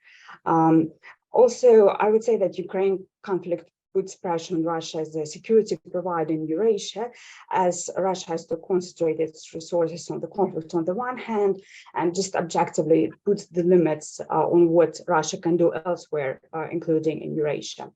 On the BRICS agenda, there was a virtual summit last year with the participation of all the leaders, including Russia's president. And if we look at the agenda, we can see that it has been very consistent throughout the years, mostly the reforms of the global governance, more inclusive and equitable world order, and increased participation of non-Western states. Here on the general principles, again, everybody agrees, and I don't see it changing anytime soon. There has been some practical cooperation with BRICS New Development Bank and cooperation in specific sectors, especially finance, like attempts to create currency reserve pools, swap agreements, and others, which is now increasingly important for Russia, such kind of financial cooperation. Generally, if we look at the agenda of the summit last year, we can see a lot of consistency about the reforms of global institutions, about the need for focus on developing countries and the needs of developing countries, not Western world, also food security, energy security. Yes. And this is something where the countries should cooperate. And as for RIC, I think all the major issues have already been touched by the participants, but probably we could say that there hasn't been summits for a couple of years, actually since the start of pandemics. As mentioned by the previous speakers, RIC is kind of platform for dialogue more, and here Russia could act as kind of an honest intermediary, also as well as under the SCO, providing a platform for China-India interactions if there is a need from China and India. However, the Indo-Pacific dynamics has been bringing China and India further apart and also putting pressure on India's ties with Russia. So this is something that also figures in the strategic triangle. And the last point on AIIB, all the countries, the 3 countries are the members of AIIB. However, we should say that March last year, it mentioned that it stops all the projects and credit lines in Russia and Belarus. There was an official statement by AIIB because of the Ukrainian crisis. But in practice, I should say that there has been actually no projects on the ground in Russia conducted by AIIB, although it is one of the founding members. So really, it doesn't have any impact here, I mean, in practice. Thank you, I'll stop here. Thank you very much. And I'm glad that you mentioned about these projects being halted in Belarus and in Russia March last year. In fact, I'll come back to you more on AIIB, given Russia's clouds within AIIB as the second largest voting holders. But let me now quickly move to Dr. Chang Chiatong. Over to you. Please stick to 7 minutes or maximum 8 minutes. Over to you. Okay, thank you. Okay, thank you, Jagannath, for your invitation. I'd like to have the chance to share several points about my perspective, maybe not China's perspective on Russia-Ukraine war. And you're talking about many issues, but I think when we talk about this war's effects on SCO and other cooperation, it's a little bit earlier because a lot of uncertainties is still there. So generally, this war till today has not impacted much on China-India relations, and even not affect much about China-Russia relations till now. But it is really led to a very hard debates within China about the nature of war, about the tendency of China relations with Russia. Lot of debates. Many Chinese, these are generally from from regular Chinese to Chinese elites. Many people participate in this kind of debates. So firstly, Chinese people's views on this war is very split and even polarized. And in terms of this war, and we have 2 terms within China, pro-Russia and pro-Ukraine. But actually, pro-Russia does not mean against Ukraine. Just mean they think China needs Russia in face of US suppression. And the same, pro-Ukraine is also mean not mean against Russia, just because they think this war is not right, is not rational, should not happen from the beginning. So when I say pro-Russia doesn't mean against another one, it's the same when I say pro-Ukraine. So generally, most of the Chinese upper class elites, especially for intellectuals, they're pro-Ukraine. And most of the people in the middle and the low level, most of them are pro-Russian, these are generally. And most of the people in coastal cities and coastal areas, they're pro-Ukraine, and most of the people within inland and the southwest, northwest, they're pro-Russia. Very interesting. I think it's most relevant to education level, more relevant to economic development levels within China. And especially in Shanghai, most people may be pro-Ukraine, but if you're going back to my hometown, I'm in my hometown right now, In every province, most people were pro-Russia. Is Chinese. Is why I say it's very split, even a little bit polarized. It's a very big, very hard topic within China. So about Chinese governments in this topic, you can say Chinese government treats different issues differently. And on sovereignty issue, on territory issues, Chinese government's position is neutral, I think very like India, but it's a little bit pro-Ukraine, I think, because we think sovereignty is very important. We must protect it. But on geopolitical issues, such as we see this is a kind of strategic game between Russia and the West. China is also neutral, but is pro-Russia a little bit, I think. But another issue about the issue of human rights, China generally and frankly supports Russia. And the last issue about the future and the destiny of human beings. You know, some people within Russia like to threaten the world about the nuclear war.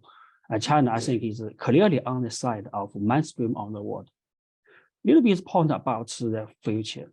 You know, many issues is in change within China. Firstly, generally, in Chinese people, the support rates for Ukraine is rising very fast, and the support rates for Russia has dropped very significantly within the past months. I personally have websites on social media such as Douyin, such as TikTok in Chinese, and I can clearly feel the support for Ukraine is increasing and the support for Russia is decreasing. And in lots of comments is for public opinion. And I think it's mainly due to two reasons. The first reason is the motives of elites and about this issue. I think Russia's intention is become very clear, not just like they mentioned before, but for common people, for low-level people, they have a little bit of disappointment about the war, about Russia's war capability. So they're very disappointed about a lot of issues. So their risk for Russia is also a little bit declining. For Chinese government's policy about the issue, you know, it's a very clear change from two different three notes about Chinese governments.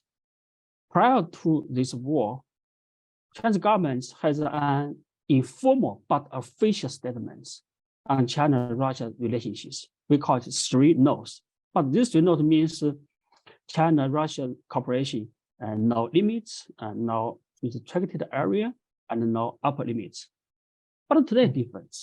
And since the second half of last year, China has gradually distanced a little bit from Russia politically and strategically, not economically.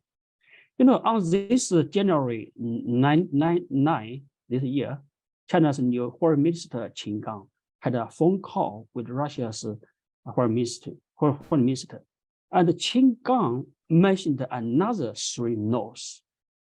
Actually, it's the traditional three no's. This three no's means non-alignment, non-confrontation, and non-targeting of any third parties. It's some difference in narrative, Chinese narrative. I think is also very clear and very important.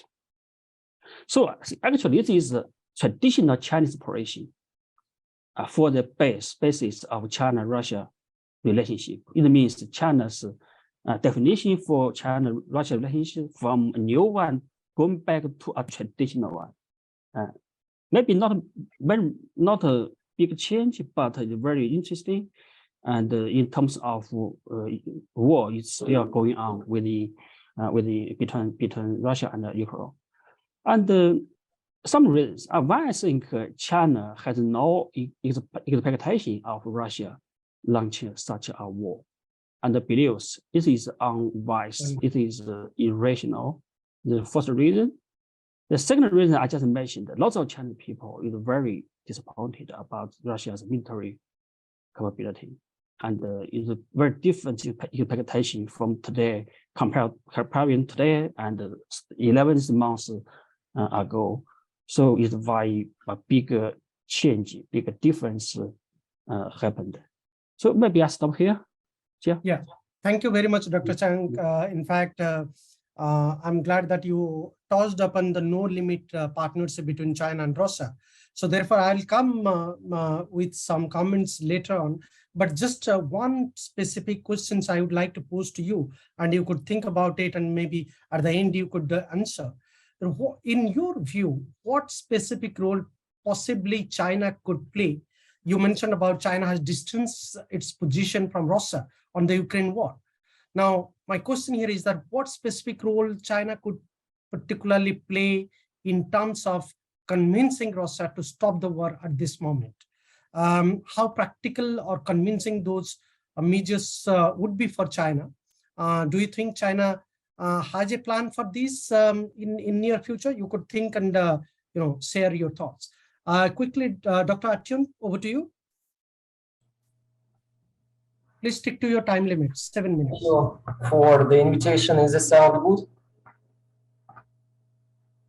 Yes. I'm pleased to welcome all the participants of this webinar. And of course, nowadays we are witnessing the shifting power from the West to the East. And it's obvious that the future of the world will be determined by the global South. And there are new development points, of course.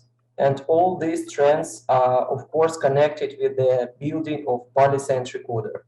In this case, the situation in the greater Eurasia seems unique.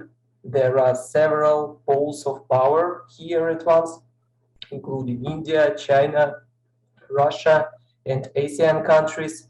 And of course, given their rapid growth and geostrategic significance. And what's especially important, the countries of Eurasia do not even need to come up with any synthetic geopolitical structures to unite. They're into a single partner space. They're permanently connected historically and geographically. And they do not turning to each other only during the stage of the foreign policy competition. And of course, the Russia-China-India triangle is also no exception. And one of the main distinguishing features is the desire to rebalance the geostrategic environment and the fact that Moscow has maintained and maintains friendly relations with both states at once, with India and China is very important. In the conditions of turbulence of the global architecture, it's very difficult to find such a country. And for example, Russia remains the only actor that worked on the reconciliation of China and India after the border incidents in 2020. And Russia's presence in the diet of India and China is that the third party has a balancing nature, and the triangle political platform could serve as a factor of greater stability in the region. And still, there is some degree of distrust between Beijing and New Delhi, and the intensification of Russia's turn to the east contributes to a more effective soften the edges and of course balancing between the two actors. At the same time, what's especially important, the reapproachment of Moscow and New Delhi also meets interest of China, because China do not want to get a new bastion of the US in the thousand borders. And of course, economic relations are also flourishing. There is a trend of increasing trade, signing new energy deals, and of course, attracting investments despite the sanctions. And the importance of multilateral formats of the cooperation is also increasing. And I'd like to pay special attention to SCO and the summit in Samarkand. Firstly, the high level of the event, which brought together about 15 leaders of Eurasian countries with a total population about 3.5 billion people and a huge part of the world's GDP. China, Russia, India, Pakistan, and the Central Asian countries were also present among the actors, and such composition allowed to discuss in details both the economic future of Eurasia and effective counteraction to the challenges, security challenges of the SCO members.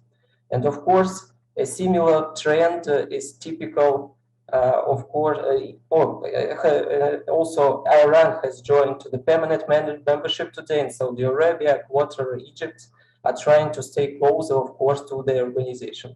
And a similar trend is typical for the countries of Southeast Asia. It's no secret that many actors seek their favor. And it's also widely known that the rivalry between the US and China increasingly resembles the global competition. The ASEAN countries actually find themselves in the center of a geopolitical struggle with the consequence that follows from this. And in these conditions, the most preferred partners for them are neighboring states, which are connected also with them geographically. And the countries of Southeast Asia realize that they can benefit from the geopolitical turbulence, but only if they have an opportunity to balance between the poles of power. And therefore, a coordinated and common position of the triangle countries on a number of regional issues could contribute to a more effective development of relations with ASEAN. And here it's necessary to highlight another important feature. The countries of the triangle and the Southeast Asia have a rich history of relations. For example, the USSR helped to the countries of the region while not engaging in open confrontation with other actors. And nowadays, Russia continues to advocate the traditionally central role of ASEAN. And of course, in fact, Russia, India, and China face and challenge how to further strengthen cooperation for economic development. And the countries of Triangle share common interests due to their geographical proximity. But of course, some extra-regional actors are not interested in this convergence between the three powers.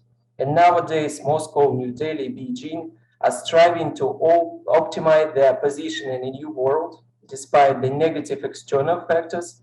And this process is quite extended and actually acts as a strategic task for them.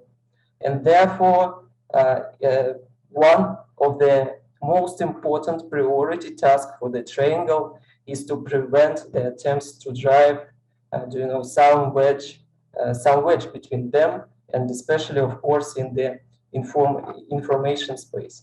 And it's also important to highlight that Moscow respects the calls of China and India for peaceful solution to the current political situation. And Russia's strategic partners remain independent and have a balanced foreign policy. And of course, while some countries, Western countries and so on, continue to allocate military assistance and of course, in order to intensify this conflict. And I will finish on this point. Thank you.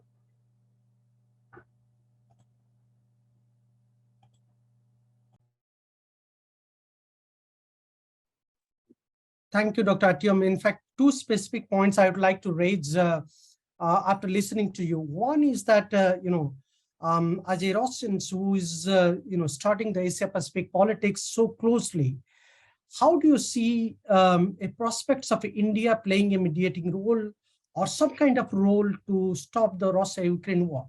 Is there any discussion among the Russian strategists, thinkers, scholars, the possibility of India playing a mediating role between Russia and Ukraine to stop the war?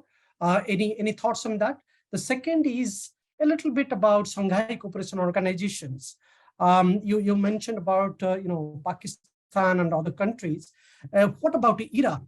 If we see the recent debates about Shanghai Cooperation Organization, there are different views about Iran being inducted to the Shanghai Cooperation Organization as a member in future. What is Russia's perception? We do understand that Russia has a very cordial relations with Iran, but the same is not the case when it comes to China and India. So in your opinion, how do you think Russia, India, China could have a common ground in terms of involving Iran as a future member of Shanghai Cooperation Organization? And how is it really going to help the Shanghai Cooperation Organization's Eurasian planning and strategy in times to come? Maybe you could answer these two questions during the discussions. I'll come back to you.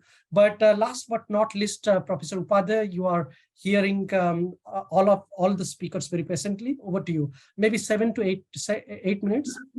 Okay. So good evening, everybody. My co-panelists have made very interesting submissions, rather observations, almost covering every aspect of the complexities of the ties between Russia, China, and India.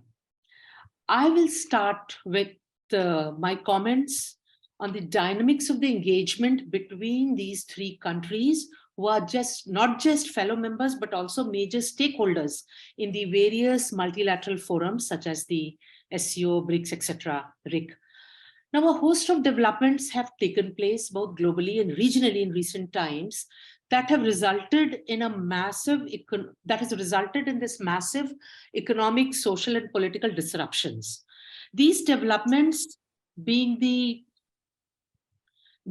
because of the worldwide pandemic, the power rivalry among the nations, including those who are the members of some of these forums, and most importantly, the war in Ukraine. The question, therefore, is how have these developments impacted the prospects of alignment of interests between these three countries? Well, it is not business as usual for them. This thing is very clear. The reasons are also quite obvious. China's dominant position in these formations, China's ambitions does not align with the individual aims of at least some of the member states. The COVID-19 pandemic and the disruption of supply chains have also had a major impact. Now, the war in Ukraine, now here again, we have to remember that with Russia as a prominent member in most of these forums, in almost all the forums, member states find themselves in an awkward position to take some kind of an ambiguous stance against Russia. And the proclaimed unlimited partnership between Russia and China only adds to the complexities. Now, the changed geopolitical realities are very telling. First, I'll come to the China-Russia dynamics. Well, as we all know, on the eve of the Beijing Olympics in February 2022, the topmost leaders of the two countries announced their partnership with no limits. 11 months into the war in Ukraine, it is evident that the partnership has limits. There is not much evidence to suggest that China has given any significant material support to Russia in its war efforts. China also has been careful not to violate the extensive Western sanctions regime imposed on Russia. Clearly, China has bigger economic stakes in its relations with the US and also with America's Asian and European allies than it does with Russia. In September 2022 SCO summit in Samarkand, President Putin himself acknowledged that China had concerns about the crisis in Ukraine. Even with China and Russia's current partnership and antagonism towards US, the two countries have different visions for the world order. Now, coming to the China-India dynamics, well, China-India ties are at its lowest point since the 1962 Sino-India War. China's attempt to use force to unilaterally change the territorial status quo on India's northern borders had in fact led to the first fatal clash between the two armies of the two countries in 45 years. That was the 2020 clashes. And it is still an ongoing process. This has been an inflection point in the relationship, hardening India's views on China and leading to changes in Indian domestic and foreign policy. Again, India, therefore, we see, has deepened its ties with partners such as the US, that India believes can help balance Chinese power and influence and also help India build capabilities. The border crisis with China has also shaped India's perception and approach towards Russia's Ukraine war. One concern has been the impact on India's military readiness, given that a significant amount of India's frontline military equipment and components come from Russia. Another concern has been the impact of war on the Chinese behavior in Asia, particularly vis-a-vis India.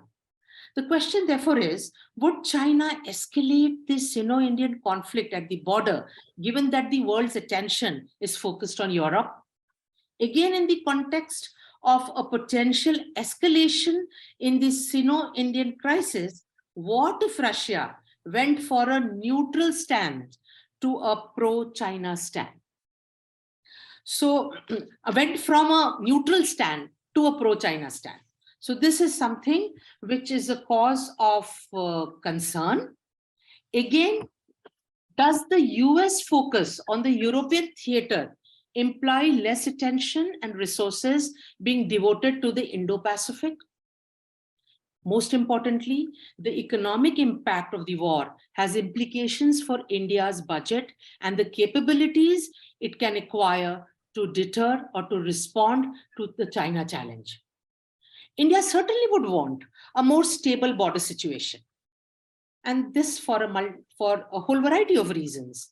First and foremost, it would enable the Indian government, rather the Indian Prime Minister, to focus on India's economy, buy time to enhance India's military capabilities and border infrastructure, and again, host the big ticket event, the G20, and most importantly, again, avoid the border crisis becoming an issue in the 2024 general elections in India.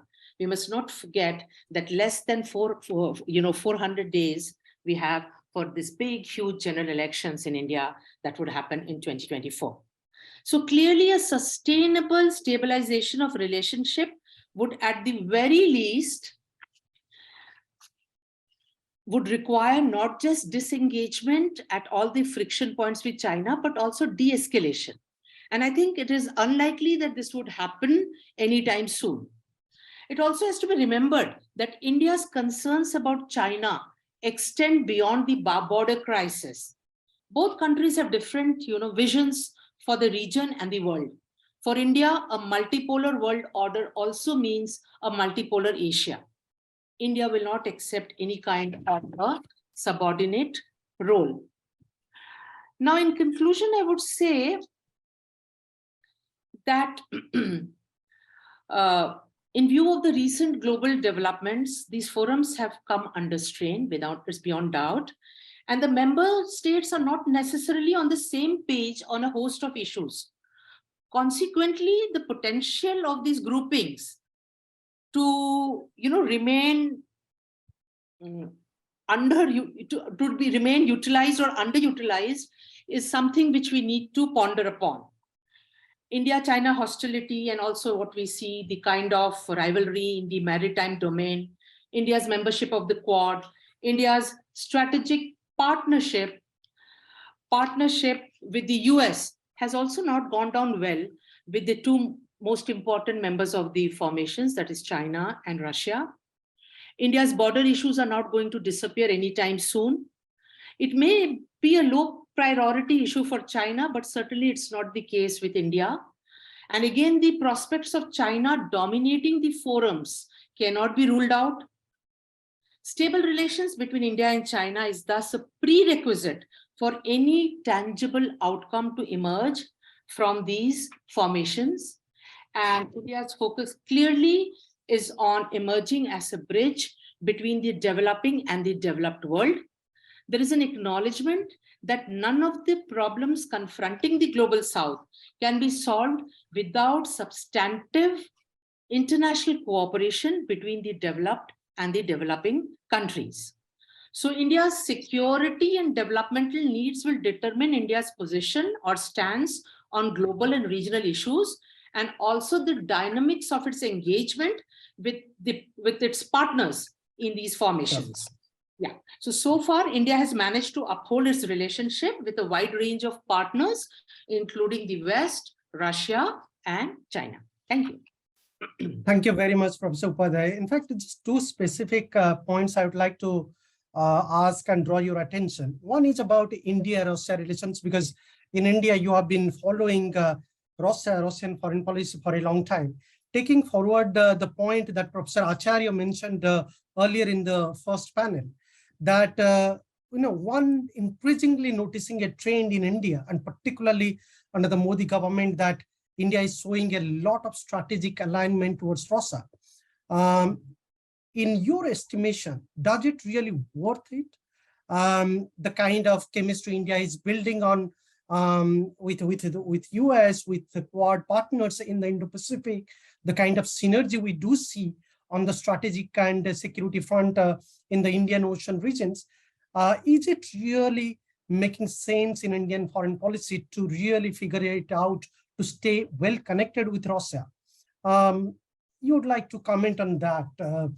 Second is that probably a little going into the deeper of the complexity between China, India, Russia. There is one point, one student once asked me last week that, in the eventuality of a China-India war, even though no matter how local it could be or a high-scale war it could be, again, hypothetically though, what kind of prospects is there that, China might use the pressure to convince Russia to stop supplying weapons to India during a war crisis, even though today India's arms import and procurement process is quite versatile. We do have a strong relations with the United States, with Israel, with a lot of countries, including France and Indo-Pacific like-minded countries. But what are the possibilities? Because this question is very interesting, keeping in the view that India is not really readily here to replace the arms. The arms are here, arms infrastructures are here to stay. So what kind of possibilities you see Russia staying neutral, not being with India in a situation of crisis between China and India, which might escalate to a bigger conflict or a bigger war? What is your opinion and view on that? But with this, I think I have asked plenty of questions to each of the speakers, and probably it is difficult to answer so many questions. But what I would encourage all the second panel speakers, including the speakers in the first panel, to have a look at the Q&A box and possibly try answering those questions from the participants directly. There are some interesting observations and questions. Please feel free to answer them directly. But I could see that, Dr. Daniel Markey is still sitting with us very patiently. I know he has some pressing engagement after this event. I had requested him to stay here as much as possible, and probably he's attending till the end. But Daniel, you have any comments or questions for the panelists in the second session or in the first session? Maybe you could take the floor. Thanks, Jagannath. No, it's really my pleasure to stick around. I'm glad that I've been able to. And not surprisingly, I've learned a lot from this session. I just had some quick observations, across both panels. I think what I've heard, at least, is pretty limited expectations for trilateral management of the major issues on the table between these countries. That maybe was best explained by a comment about kind of each of these three major countries, India, Russia, China, expecting to be a leader and not ceding any ground to either of the others in their trilateral session. So there's not one leader, one dominant figure, but each is pushing for its own interests. Also, what I've heard is a very clear emphasis on the Russian war with Ukraine as being probably the central and defining event or feature of this kind of evolving relationship. And I use the word evolving because I really appreciated the observations about how expectations for this war seem to have shifted, particularly in China and and among Chinese audiences over the last year or so, in ways that were surprising to the Chinese. Let me just leave with a question that's really been on my mind, which is, Prime Minister Modi is hoping, it's very clear that this year of India, should be a major diplomatic success story, showing India's leadership and statesmanship to the world. And to some extent, that actually requires at least some minimum of stability and reasonable working relations, such that China and Russia can show up to major summits in India. But at the same time, we're not seeing progress, and I'm not hearing anything from the conversation that we've heard so far, particularly with respect to the Russian war in Ukraine. There's little sense that we're seeing rapid progress towards any kind of a solution that would bring about greater stability there. But neither are we hearing about significant likelihood of progress on the India-China relationship. So I just wonder if there's more optimism than I'm hearing, and if this is what I've picked up so far. And I really appreciate, Jagannath, all your work on this and all of the presentations. Thank you. Thank you very much, Daniel. Interesting observation, but let me go to all the speakers in the second panel first to make their observations. Maybe every speakers for 2 minutes. Anna, first you. Just on the last point, I think it's going to be difficult for India to demonstrate the leadership in the time when there has been so much conflict going on, and when there's so much pressure directly on India about Russia-India ties. So maybe the best we could hope for is something like Joko Widodo did in Indonesia in G20, trying to more or less to balance and at least to have some declarations with some general understanding and reflecting different views. So I guess it's going to be a challenging year for India. I'm sorry, I'm not an Indian myself, but this is what we can look from the Indonesian experience of G20. So on Jagannath, if I understood your question correctly, it was about AIIB, right? And unlike New Development Bank, which is BRICS Development Bank, there have actually been no projects adopted by AIIB, any projects in Russia. As far as I understand, Russia has actually filed several of them, but none of them was approved, and it was just many years before the current crisis, so it doesn't have anything to deal with that. If we look at what AIIB has been mostly doing, we can see that it mostly has been working in developing countries, and probably just Russia doesn't really fit into this framework and the major projects that are AIIB specialization. I think this is the major issue. However, New Development Bank has financed and did finance several projects in Russia, including urban infrastructure, for example.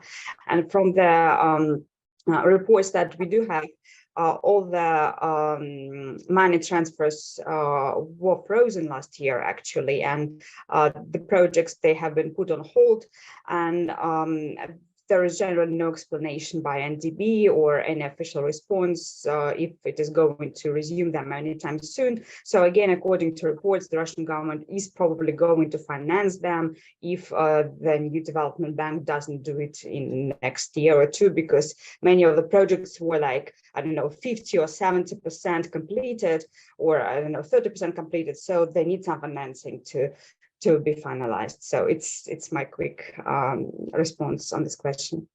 Yeah, about AIIB, just as a follow-up question, I do agree with you that there was no on-ground projects were there. So we cannot really say that something out of pressure has really worked and this project is not really going forward.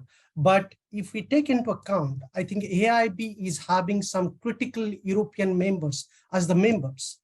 So my question to you here is that do you really see that because of this Ukraine war and because there is a virtual unity among the European communities, including some of the pressures that the Chinese are facing, because of all of these pressures and the unity that we see, there has been an undue pressure on Russia and Belarus, and that's why AIIB has not really gone ahead with those projects, even though those were at the discussion stage only?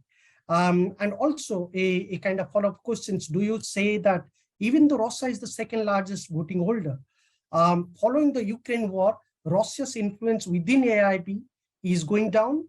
Would you say that? Would you read it in that context? What is your reaction to such kind of argument? Well, I think that, again, the absence of project is not related in any way to the Ukrainian crisis, actually, but is more related to the conditions of the projects. I think one of the problems of Russia is, of doing infrastructure projects in Russia is that it has got a very vast territory and not that much population. That's why if you just compare, look at the balance and the possible profits, and if the projects are going to be economically feasible, they really differ a lot in Russia. And for example, I don't know, in India, if we take India, just not that many people will be using this infrastructure. I think that it's just a matter of financial viability is one of the questions, which doesn't have anything to do with Ukraine. It's true that AIIB is a financial institution with a large membership, including European states, but in this particular case, I think it's kind of an exception from other cases. It's really not the case here. And also, maybe we could say that most of the projects, if they ever materialize in logistics infrastructure, they probably will be on a bilateral basis. But up to date, I think there has been general lack of foreign investment in infrastructure projects in Russia. It's just, it's not connected with Asia specifically, but generally. Thank you. Chetan, over to you. Okay, yes, just about very briefly, just 2 minutes. Okay, I know. So about your question about what kind of China role can play. So currently the most dangerous issue for Russia and the Ukraine war is a short of or lack of strong third parties. In the past, even during World War I and World War II, during Cold War, you can find very strong third parties. Even for Korean War. For Korean War, you also can find strong third parties, including India and many other countries. So as strong third parties can play a very important role as a buffer zone to negotiate and to be a bridge. But currently we do not have it. It's very, very, very, very dangerous for the world, not for any particular country. So, but China can't play this kind of role by ourselves, by independently, because China has a good relationship with Russia, but without a good relationship with the US. And China itself is not strong enough. But if China can work with India, with Japan, if three countries and more can work together, and I think we can play a very important third party role. And it's what I want to say. And we must do something jointly and working together. And maybe of course, any peaceful resolution should be provided by us, but we can play some desk function for both sides. Is my very quick point. Thank you. So, thank you. Artyom? Okay, thanks for your questions and for the first one.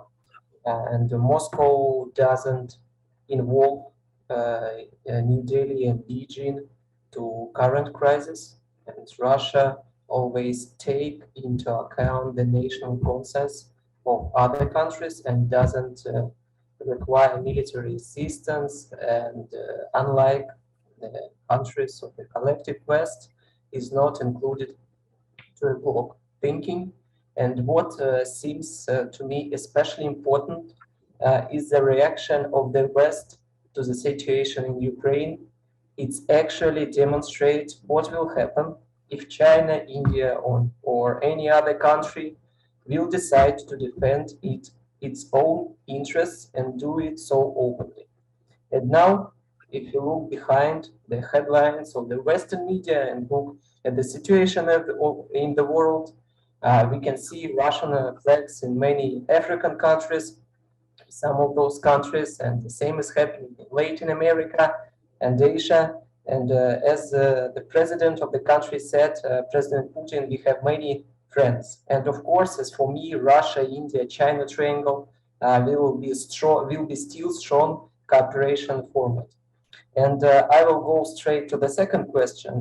And I saw questions and some means about the quote here, and listened to today's reports of distinguished colleagues and made such a signal fighting. So what? Do India is independent and so a sovereign actor? Yes. And do China sovereign and independent actor? Yes. And we may say this about also Russia and Iran. If there will be important regional issue, what will be effective way to decide it? Of course, to have negotiations with these parts, which do not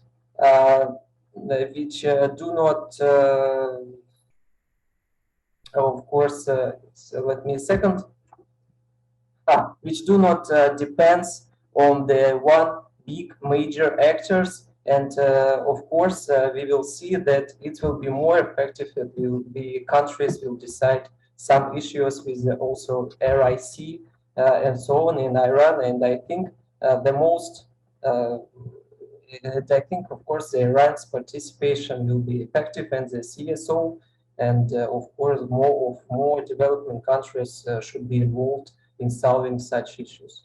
And just for me, the RIC has a strong future, and it will be more effective for negotiations and discussing regional issues in this format, and not to format about there are 4 or 5 countries and so on, which will depend on one big major actor. Thank you. Thank you very much, Professor Upadhyay. Yes, I think it needs to be remembered that these groupings are a significant non-Western platform for dialogue and cooperation, aiming at the shaping of a multipolar world order.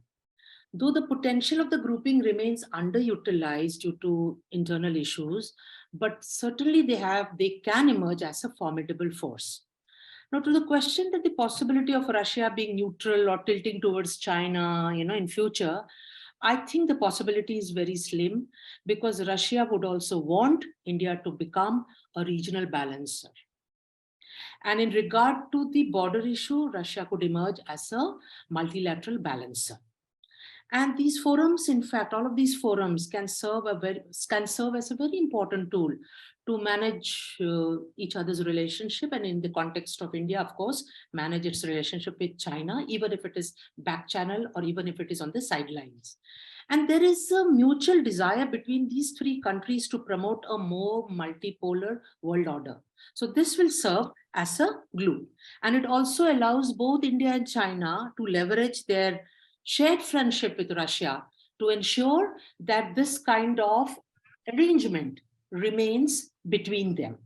Yes, there are serious concerns in India about the need to diversify its defense inventory, which India is doing, and also India is keen to walk the path of self-reliance. All that is also happening side by side. Again, engagement with Russia, deep engagement, meaningful engagement with Russia is also important to protect and secure India's interests in Eurasia. And to the question as to if India can become a mediator, I would like to say something. Well, there are those who believe that India certainly can play a role as a mediator. But of course, this depends to a great extent on the willingness of the 2 warring sides. In fact, it's more than 2, if you could say. It's Russia versus a lot many countries.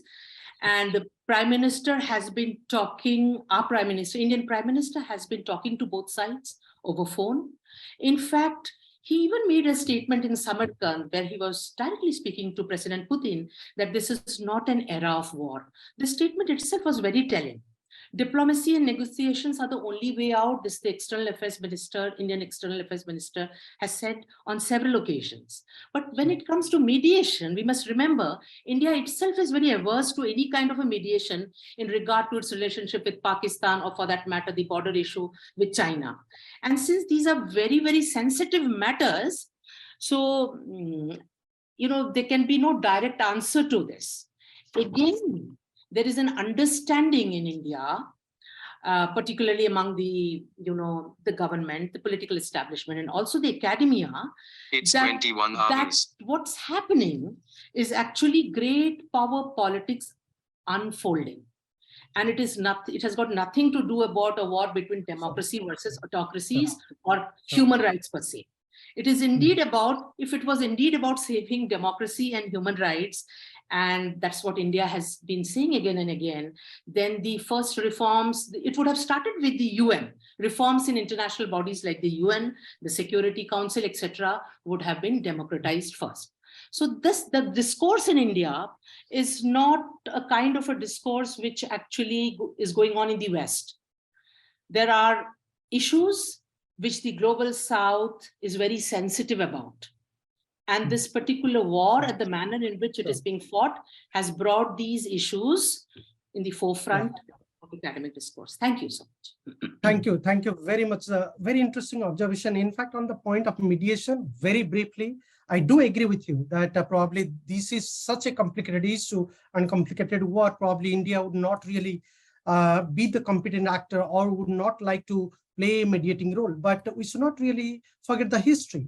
Look at the North Korea, South Korea, Korean Peninsula issues in 1940s. India did play a constructive role, even though India did not really succeeded in terms of diffusing the war or war to happen. But India did play a significant role, both within the umbrella of UN and outside the umbrella of UN. So there are historical precedent where India could actually, possibly think about playing some kind of mediating role on the Russia-Ukraine war. But with this note, I think we are already a little above time. But it would be, not proper if I don't give a quick chance to the speakers in the first panel. Maybe just a very brief thought, final thought from your side. I'm sure there will be some reactions, some observations from the speakers in the first panel. Maybe I'll start with Professor Acharya, with you first. Just 1 minute or 30 seconds, maybe. All right, 30 seconds. So I'm just going to give you my sense of what the bilateral dynamics within the trilateral dynamics are churning up, and that would address probably Daniel's concern that he's not very optimistic.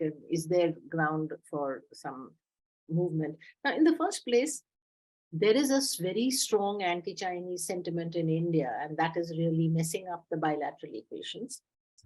But so the trilateral dynamics are characterized by how the US is moving into these dynamics. But the anti-Chinese feeling is not leading to the expectation that if we move to the US, we will be able to deal with China. In fact, there is a greater sense that going with the US is actually becoming part of their containment strategy of China, and not the US, actually helping us deal with China. So there is a bit of a distance, and India would like to maintain its autonomy. With Russia, on the other hand, given that Russia and China are so close, India wants to have its independent line, independent strategic partnership going. Energy and defense are two important areas, but over and above that, the Russians have systematically been with India throughout, even at the height of, the time when Soviet movement. So I think for India, this is an important matter that we can't just leave it to the Chinese to, cozy up with the Russians, and that we have to all do it. Right. Thank you very much. Dr. Hu? 30 seconds. Three small points. One, my personal view is that to kick off the strategic cooperation among these three countries, they still need to overcome three kinds of obstacles. One obstacle is that, of course, as soon as possible to peacefully end the crisis, the Ukraine crisis, because either side cannot afford to be regarded a big loser of this crisis. Either side means Russia one side, the US-led alliance one side. So secondly is that I still believe that the border issues between China and India cannot be used to kidnapping all the cooperation in some other areas. So third view is that we have to overcome two kinds of concern. One concern from New Delhi, that is concern whether these three countries' strategic cooperation will be offensive in the eyes of that, Washington, D.C. China should also overcome such kind of concern that whether this kind of three countries' strategic cooperation can be offensive in the eyes of European countries. So I have to make all the other parties to feel comfortable. Stop here. Thank you. Peter? Thank you. The discussion during the first and second sessions proved that it's a good time to revisit multilateral formats to understand their values and rules, including what we discussed today. It's very relevant about the RIC format. Initially, it was created as an idea also connected to the former Prime Minister Evgeny Primakov. But then now we can see that behind this format, what is a very important, structurally important, it's about bilateral relations. And in bilateral relations, especially now, for instance, in the relation between Russia and India, Russia and China, when we see a pragmatic agenda, economic agenda, it helps. And when one of sides tries to engage other sides in political games, in political agenda, then it's not necessarily very helpful. So it would be my point I may take away from the today's discussion. And let's back to the pragmatic agenda. Probably it will help to bring and establish more peaceful relations in the huge space from Asia to Europe. Thank you. Dr. Chung, quickly, 1 minute. Okay, I think, it's interesting. Okay, thank you for this discussion, but I think the real challenge for this trilateral relation, China, Russia, and India, is how to unleash, okay, this potential. I mean, transform this potential from real, effect. Okay, because the potential is always there, but if we just see what is the real performance, okay, it is not always satisfactory. That's number one. Number two, I think, there is a multilateral platform, okay, so SCO and AIB, okay, but there's also bilateral relations, China, Russia, and China, India.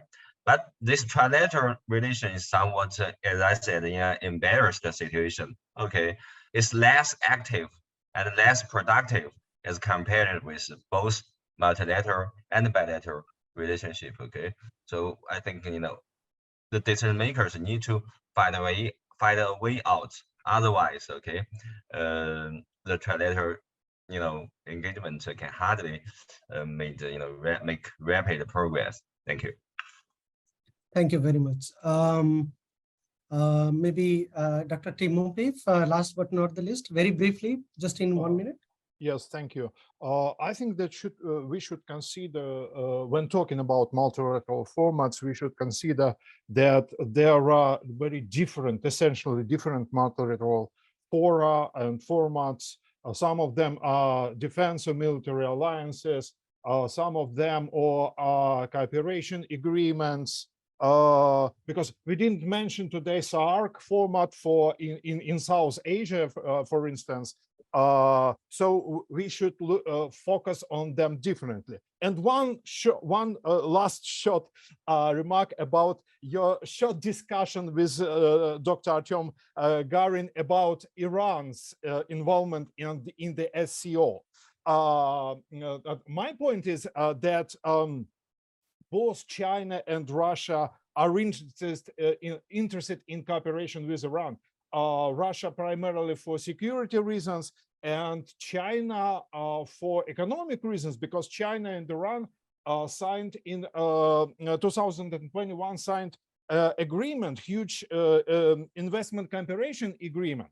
And this is, on the other hand, this is quite normal for Shanghai Security Organization when one big power is providing security and another one is providing economic cooperation formats. Thank you. Thank you very much. I think you all would agree with me that this has been a interesting discussion, rather, dealing with so many complicated issues in the Eurasian regions and beyond that. But this was possible because because of our speakers' thought-provoking discussion and remarks, and we are really grateful for that. But before I end, let me take this opportunity to thank our partner institute, that is USIP, who have been quite supportive towards this event. My colleague Ms. Brigitte in the USIP, and other colleagues in the USIP. Of course, Dr. Daniel Maki, who was found time and to support this event and this project. We're fortunate to have you, Daniel, for this event, and thank you very much for your excellent remarks and observations. I'm sure this will help us to prepare a very good report. We also take this opportunity in ISDP to thank all my colleagues, Ms. Anna, for all the logistical support, guidance, help. Without her, guidance, I would not have really followed up in terms of preparing this webinar. And also my sincere thanks to my young colleagues, Gabriela, Foster, Max, and Ichie, for all of their assistance and help to organize this event. And we take this opportunity to also thank all the participants for posing those interesting questions and observations. If you have any questions or comments about the event or any specific questions, you are free to reach out to the individual speakers or write to us. We'd like to respond to your queries or comments if if there are any. But with this note, let me thank all the speakers, all the panelists. A very good evening. I'm really delighted and grateful for all your time and effort for this webinar, and we look forward to staying engaged with you for our future events and future collaborative projects and all. Thank you very much, and have a good night, good evening, wherever you are based in, and see you next time. Bye-bye. See you next time. See you. Bye-bye. Thank you very much. Bye-bye. See you. Bye-bye. See you. Bye-bye. Very happy New Year to our Chinese friends. Thank you very much. Happy New Year. Happy New Year. Yeah. Thank you very much. Okay, bye-bye. Bye-bye.